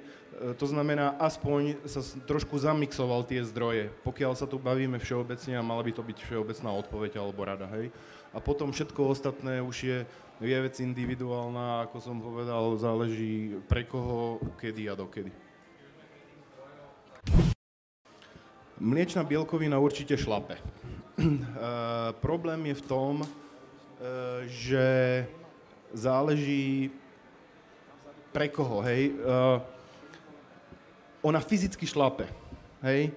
Ja minimálne sám na sebe, a nie len sám na sebe mám vyskúšané, že keď som vypustil všetko mliečne, pretože ja som mal kedysi dávno dosť závažné problémy, až ktorá skončila odoperovaním kusu tenkého čreva, hej. A v podstate Crohnová choroba sa to oficiálne volá, hej. No a v podstate som bol v stave takom, že kedysi som cvičil ako junior, súťažil a tak ďalej a po operácii som sa vrátil vlastne k tomu a jediná možnosť, ako sa v podstate vyliečiť, čo v podstate všetci hovorili, že to mám do konca života, tak bolo ísť do celostnej medicíny, hej. To znamená, že vlastne tá moja genéza je na svojej vlastnej skúsenosti, som sa do trávenia a do potravín zahlbil tak hlboko, že som, kde som, hej. To znamená, mlieko, ja osobne, záleží od aj krvných skupín, ale ja osobne, keď som vyradil, po pár dňoch sa cítim ďaleko lepšie, ďaleko výkonnejšie, ďaleko rýchlejšie regenerujem. Môj názor, hej. Čo viem, tak vrcholoví športovci majú tendenciu v konečnej fázi, minimálne v konečnej fázi, nebrať proteínové nápoje ani nejesť mliečne výrobky pred súťažou, hej. To znamená, ja berem ako lacný zdroj, robí pestrosť tej stravy, šlape, to znamená, účinkuje určite, frakcia, môže sa tam použiť samozrejme krátky proteín, hej, s krátkou účinnosťou, dlhý, akožto kazeín, keď je napríklad na noc a tak ďalej, hej. Ale ja by som bol s mliečnou bielkovinou opatrný. Osobne. Skôr, menej, ako viac, hej. K tej mliečnej bielkovine ešte moja poznámka. Všetko je to individuálne. To znamená, že my keď si povieme, že mlieko je zlé a mliečné bielkoviny sú zlé, neplatí to paušálne. Ja keď poviem, že na rast svalovej hmoty je najlepší počet opakovaní 6 až 8, takisto to neplatí paušálne. Keď poviem, že najkrajšie sú blondinky, taktiež to neplatí. Ak poviem, že najkrajšie sú ľudia s modrými očami, taktiež to neplatí plošne. Každý si musí z toho vybrať to svoje, to, čo vlastne mu vyhovuje. Poviem príklad opäť. Dostali sme Šádka. Šádek vyzeral veľmi zle. Nie, že sme ho dostali. On ma presvedčil, aby sme ho pripravovali. Nechceli sme kvôli tomu, že každý sme mali svoje starosti s Marianom Čamvalom. A prvé, čo sme zrobili, upravili sme mu tréning a upravili sme mu stravu. To znamená, že pozreli sme sa na ten jedálny lístok, ktorý on mal, pozreli sme sa na ten spôsob tréningu, ktorý on absolvoval, pozreli sme sa na spôsob na suplementáciu, ktorú on mal. Ak to nefunguje, tak treba zmeniť. Nie o 30 stupňov, ale o 180. To znamená, že zaradili sme mu práve mliečnú bielkovinu a Šádek až dokonca jedol tvároch. On normálne šlapal na tvároch. Keď Češi sa ma potom pýtali na Olympii, že je to pravda, lebo on rozprával, že jedol tvároch, si mysleli, že to je nejaký žart. Hej, jedol tvároch. Solar, Rastio Solar, 140 kg v objemovej forme, aktuálny profík, celú dietu funguje na tvárohu. On neznáša mäso. To znamená, že on má problém zjesť kuracie prsia. On nenávidí mäso. A roky, odkedy vlastne súťaží na kulturistickej scéne, funguje len na mliečnej bielkovine. To znamená, že je to individuálne. Niekomu to môže vyhovať, niekomu to vyhovať nemusí. To znamená, že ak niekto prehlási, že toto je dobré, alebo toto je dobrý smer, stále sú tam nejaké ale. Tak ako je to v tréningu, takisto je to v strave, takisto je to v spôsobe prípravy, takisto je to v v príprave na súťaž. Nie je všetko 100% pravda a vlastne ja ani nie som zastanca nejakého smeru. Ja tvrdím, že telo je sviňa, ktorá sa adoptuje na čokoľvek. To znamená, ak chcem napredovať, ja musím stále niečo meniť. Ak sa pozriem na tú prípravu, ktorú absolvoval Čambal za tých 10 rokov, čo spolupracujeme, každá príprava bola iná. To znamená, že aj vy by ste mali tak k sebe pristupovať. Nemeniť trénera alebo nemeniť ten realizačný tím, ale hľadať nové a nové spôsoby, ako sa pripravovať. Kto vedel o Kacu, kým to nezačal robiť Čambal? No nikto. Mám tu ešte jednu otázku na Timeu. Chcel som sa opýtať, čo som sa chcel opýtať? Akým spôsobom hreší po súťaži? Kvôli tomu, že my sa stretávame na súťažiach a vlastne po každej súťaži väčšinou prichádza banket, aj je to dobrá súťaž. A vlastne ja vidím, čo tam tie dievčatá požerú, to je strašné. Čo vlastne ty povieš, po čom prvom siahneš a ako dlho trvá to obžerstvo po súťaži? Tak podľa toho, koľko si to môžem dovoliť, samozrejme, kedy mám ďalšiu súťaž a tak ďalej, ale tak väčšinou už človek po pár kusoch má toho dosť. Ale väčšinou sú to, ja neviem, pizza. Milujem syry a kadejaké palacinky a čokolády a sladkosti, takže všetky hlúposti, proste všetko, čo nezjem ja a tak to asi vyzerá po súťaži, no. A ako si na tom s alkoholom? Kvôli tomu, že občas si niekto niečo dá, nejaké dobré vínko alebo nejaký tvrdý alkohol, ty si na tom ako? Alkohol veľmi nie. Veľmi mi osobne ani nechutí a v podstate mám z toho taký zlý pocit z toho alkoholu, že potom niekoľko dní aj ten tréning nie je taký, aký by bol a pravím, tam celkovo nechutí mi to, takže raz do roka. Čiže keby chutil, tak každý deň liter? Tak to zase nie, ale nie som taký typ, že si otvorím, ja neviem, dajme tomu suché vínko, poznám niektoré pretekárky, ktoré si raz za čas doprajú, hej, deci 2, len tak pre chuť. Vôbec nie. Skôr som ten typ, že na Vianoce alebo na Silvestra, keď je nejaký prípitok, tak väčšinou vyjednávam, že nechcem, ako že chcem. Videl som, že keď som sa pýtal, kto tu súťaží, že by dvihli ruku, tí ľudia, tak pár rúk bolo hore. Možno by bolo dobre povedať im, akým spôsobom sa pripravuješ ten posledný týždeň pred súťažou, kvôli tomu, že už aj v bikini fitness som počul, že je odvodňovanie a toto nemôžem, tamto nemôžem, kvôli tomu, že by som mala veľa vody. Ako to vyzerá v svojom prípade? Prezrať.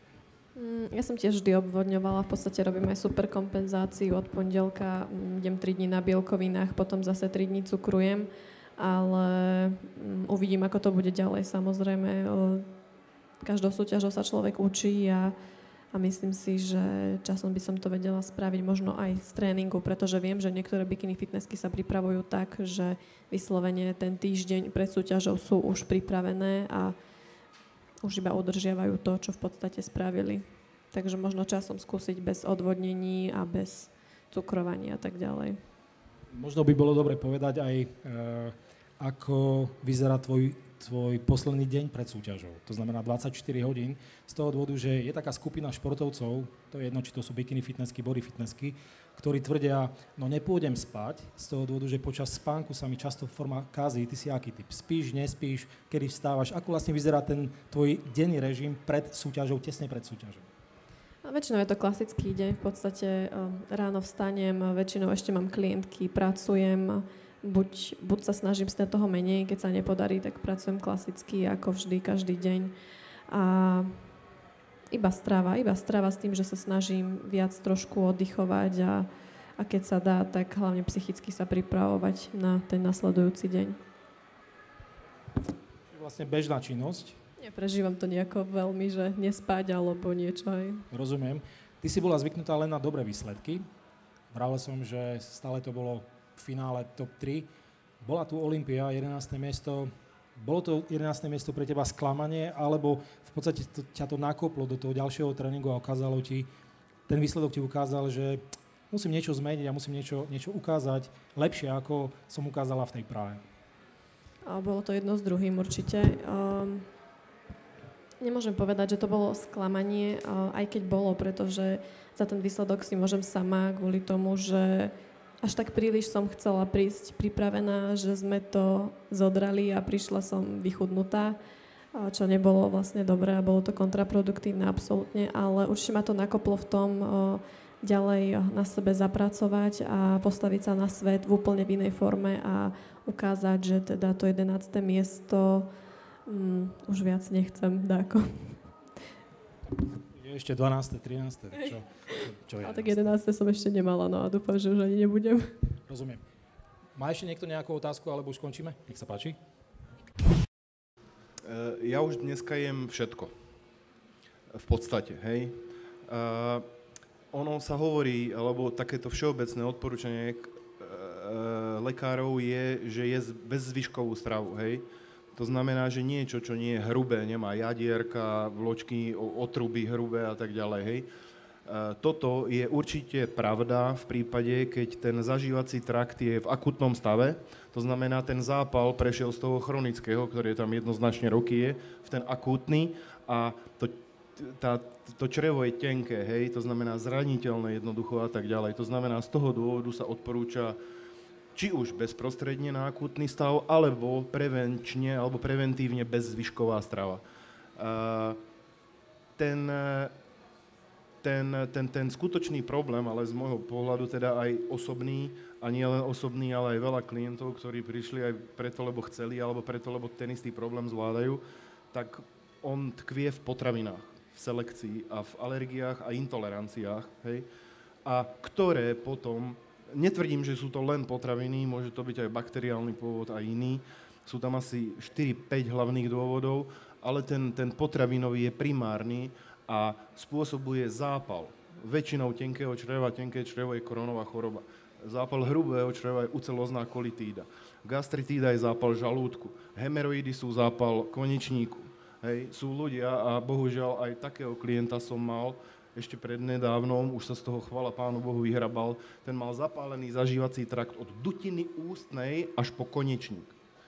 Hej. To znamená kompletne durch celý zažívací trakt.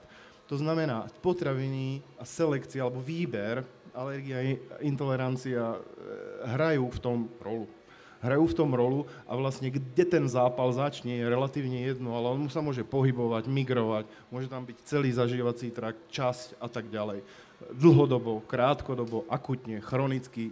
A hovorím, nie je to len o potravinách, je to aj o ďalších záťažových aspektoch, ktoré v tele môžu byť, hej. To znamená, že vždy je to taký mix a koktejl, to znamená, ide o to na jednej strane definovať, selektovať, hej, konkrétne veci, ale zase na druhej strane dostatočne vyživiť ten organizmus na to, aby sa metabolicky nabohol, liečil, doliečil a naštartoval tú špirálu smerom nahor, hej.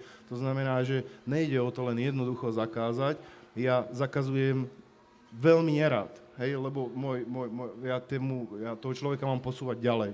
To znamená, a čím viac mu v úvodzovkách zakážem alebo na určitú dobu odporúčim stopnúť, katnúť, tým horšie pre mňa, lebo tým horšie dosahuje tie výsledky. Bohužiaľ, na určitú dobu sa ukazuje, že čiastočná alebo krátkodobá karencia určitej potraviny spôsobí skôr presne pravý opak. To znamená, to telo nie je zaťažované konkrétnou potravinou a tú všetku energiu môže dať do progresu. Hej? To znamená, že nie, že mu chýbajú nejaké látky, ale to telo ešte v konečnom dôsledku z toho benefituje a profituje. Hej? To znamená, že skôr áno, bezzvyšková strava, na to, čo si sa pýtala, je ako z prevenčného hľadiska aj z akútneho jednoznačne dobrá vec, ale ten ide, keď sa na to pozerám zo strany nie ako s tým žiť, ale ako to zvládnuť, hej, tak tam skutočne odporúčam sa v prvom rade pozrieť na tie potraviny, lebo tam to čisté nebude určite. Či už to vzniklo následne po zápale, hej, pretože s tým súvisí aj pankreas, aj žlčník a tým pádom produkcia tráviacich enzymov a tak ďalej a môže vzniknúť kontrareakcia. To znamená, tá intolerancia potravina mohla prísť až následne po zápale zažívacieho traktu, hej, ako keby.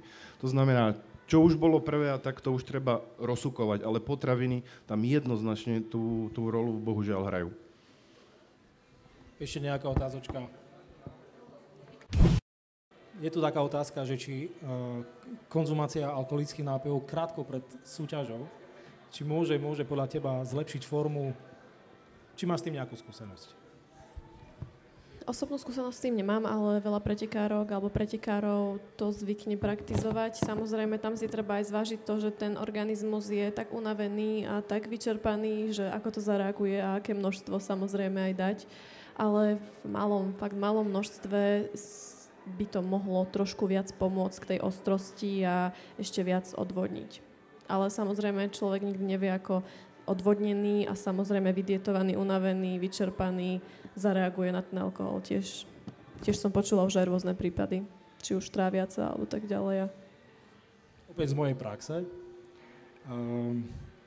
Väčšinou kulturisti používajú krátko pred nástupom na súťažné pódium šampanské. Ako nevypijú celú fľašu, ale dajú si jeden pohár. Podľa toho, že čo už majú zjedené, z toho dôvodu, že tiež nie je dobré, ak to brucho je príliš vyklenuté. Takže šampanské, jedna skupina si dáva whisky, takisto ako štamprlik whisky, ale počul som prípad, v Rusku je prvá zaslúžilá majsterka športu vo fitness, volá sa Kočkina, tak ona mi tvrdila, že 3 alebo 4 dní pred súťažou, že oni sa spíjali z vodky. Že ja som neveril, a oni hovorili, že áno, že oni pili vodku. A mám vlastnú skúsenosť, keď sme boli v roku 2011 na Grand Prix Baikal, tak semifinále bolo v sobotu a finále bolo v nedeľu. Všetci sme boli pozvaní na taký mini banket, každá Ruska do jedného pila. Čiže toľko, keby som ja vypil, ja nepijem veľa, keby som vypil toľko, jak vypili oni po semifinále, som na are. Čiže záleží asi zrejme na tom, kto na čo je zvyknutý. Koľko to bolo, 4 dní? 4 dní Kočkina pila. Pred súťažou. Ako každý jeden deň? Každý deň, hej. A vlastne ona tvrdila, že dosiahla vtedy životnú formu, dosiahla najlepší výsledok a vďaka tomu výsledku ona dosiahla titul zaslúžila majsterka športu. To znamená, že tí Rusi sú asi trošku iní ako my. Chcem sa opýtať, je tu Maťo Pecko? Maťo, seminár robí spoločnosť Nebia. Bolo by, myslím, že rozumné opýtať sa teba, prečo vy ste sa rozhodli pre Timeu, prečo ste sa rozhodli urobiť z nej tvár Nebie a prečo získala ten exkluzívny kontrakt. Myslím, že to by bolo dobré, aby si vypočuli tí, ktorí chcú získať rovnaký kontrakt, alebo podobne ako má ona. Tak Timeu poznáme a sledujeme už asi 2 roky. Spolupracujeme s ňou rok a počas toho roku spolupráce s ňou sme zistili, že je takým prototypom budúcnosti. Vidíme ten trend v bikinách, ako sa tie dievčatá menia a čo ten vývoj robí s fitnessom akým takým. A Timea nám prišla ako prototyp dievčaťa, ktorý môže ovplyvniť aj vás, ktorí tu dneska sedíte, k tomu, aby ste cvičili tvrdšie a mali radi fitness tak, ako má rada Timea alebo my. Takže asi tak. A prečo ty si sa rozhodla prijať ten kontrakt? Prečo práve Nebia? To je otázka na Timeu. Tak takisto my sme už nejakú tú spoluprácu spolu rok mali a musím povedať, že teda sme si sadli nielen pracovne, ale aj ľudsky a myslím si, že to je veľmi dôležité aj v tom vzťahu sponzor a atlet, pretože keď viete o niekom, že pri vás bude stať, aj keď sa vám bude dariť, aj keď sa vám nebude dariť, tak je to najväčšia podpora, ako človek môže mať. Možno ani nie to oblečenie, možno nie tie doplnky, ktoré vám ponúknú, alebo niečo materiálne, ale aj tá podpora, že niekto za vami stojí, niekto vo vás verí a niekto na vás v podstate zakladá tú svoju reklamu, to je veľmi dobrý pocit a ja som za to vďačná, teda, že som tú možnosť byť tým atletom získala aj tú dôveru. Naozaj si to vážim.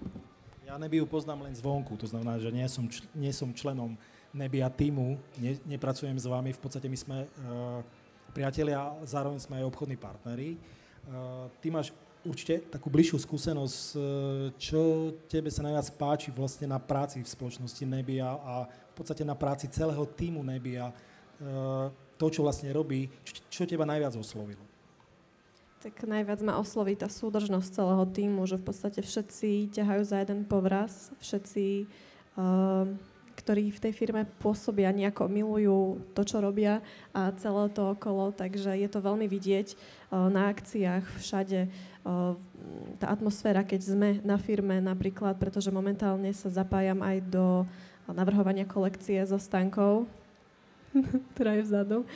A v podstate je to všetko robené v duchu s tým, že robíme to radi, máme to radi a tie veci potom tak vznikajú samé. Aj myslím si, že Nebia práve vtedy najviac rástla, keď to robili tak, ako to cítili a vďaka tomu je Nebia, si myslím, že jedna z top firiem na svete, nie na Slovensku, ktorá oblieka vlastne športovcov.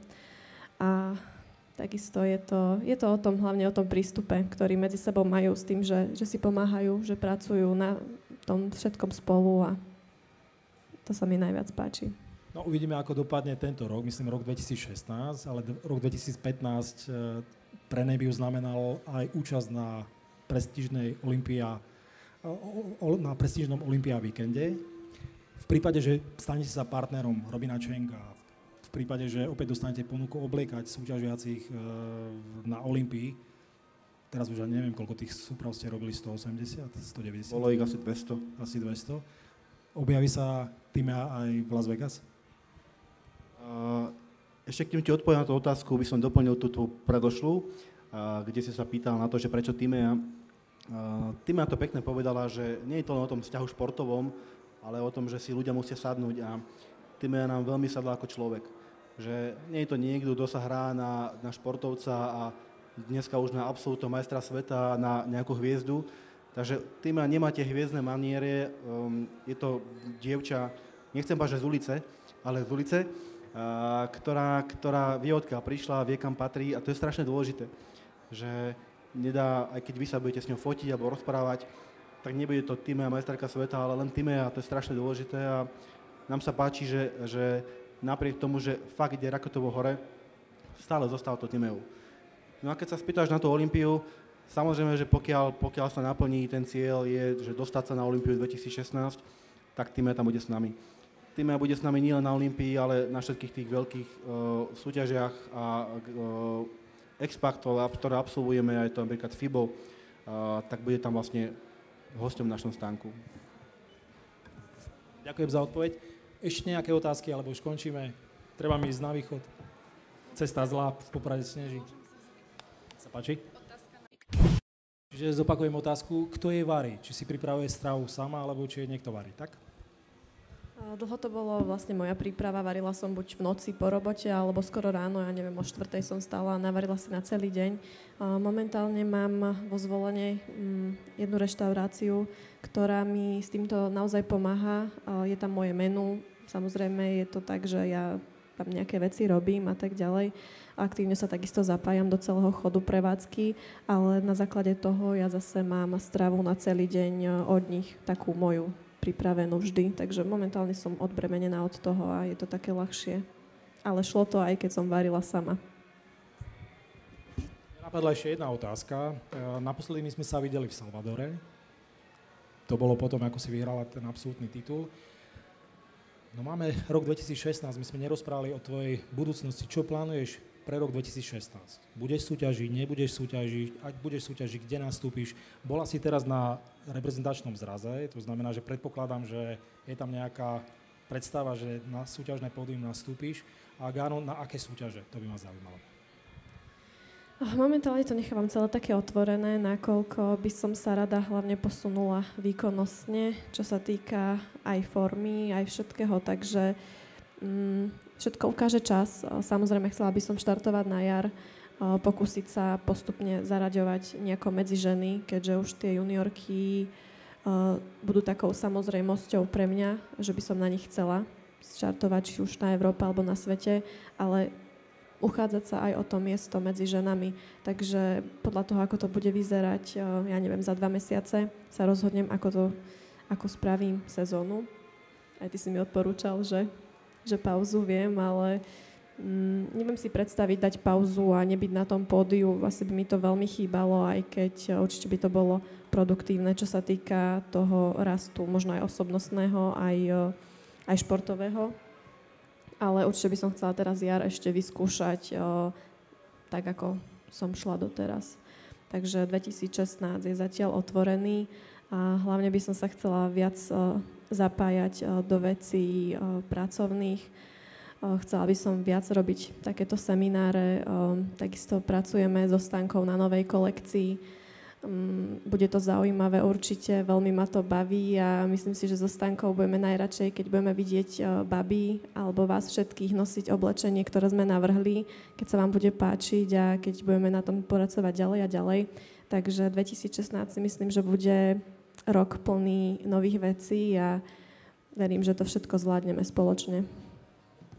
Spomínam si na minulý rok, na rok 2015, kedy sme oslovovali s takými otázkami dievčatá, ktoré začínajú bikini fitness a pamätám si, že každá tam mala taký cieľ nominovať sa na majstrovstvá Európy, nominovať sa na majstrovstvá sveta, ukázať sa na medzinárodnej scéne.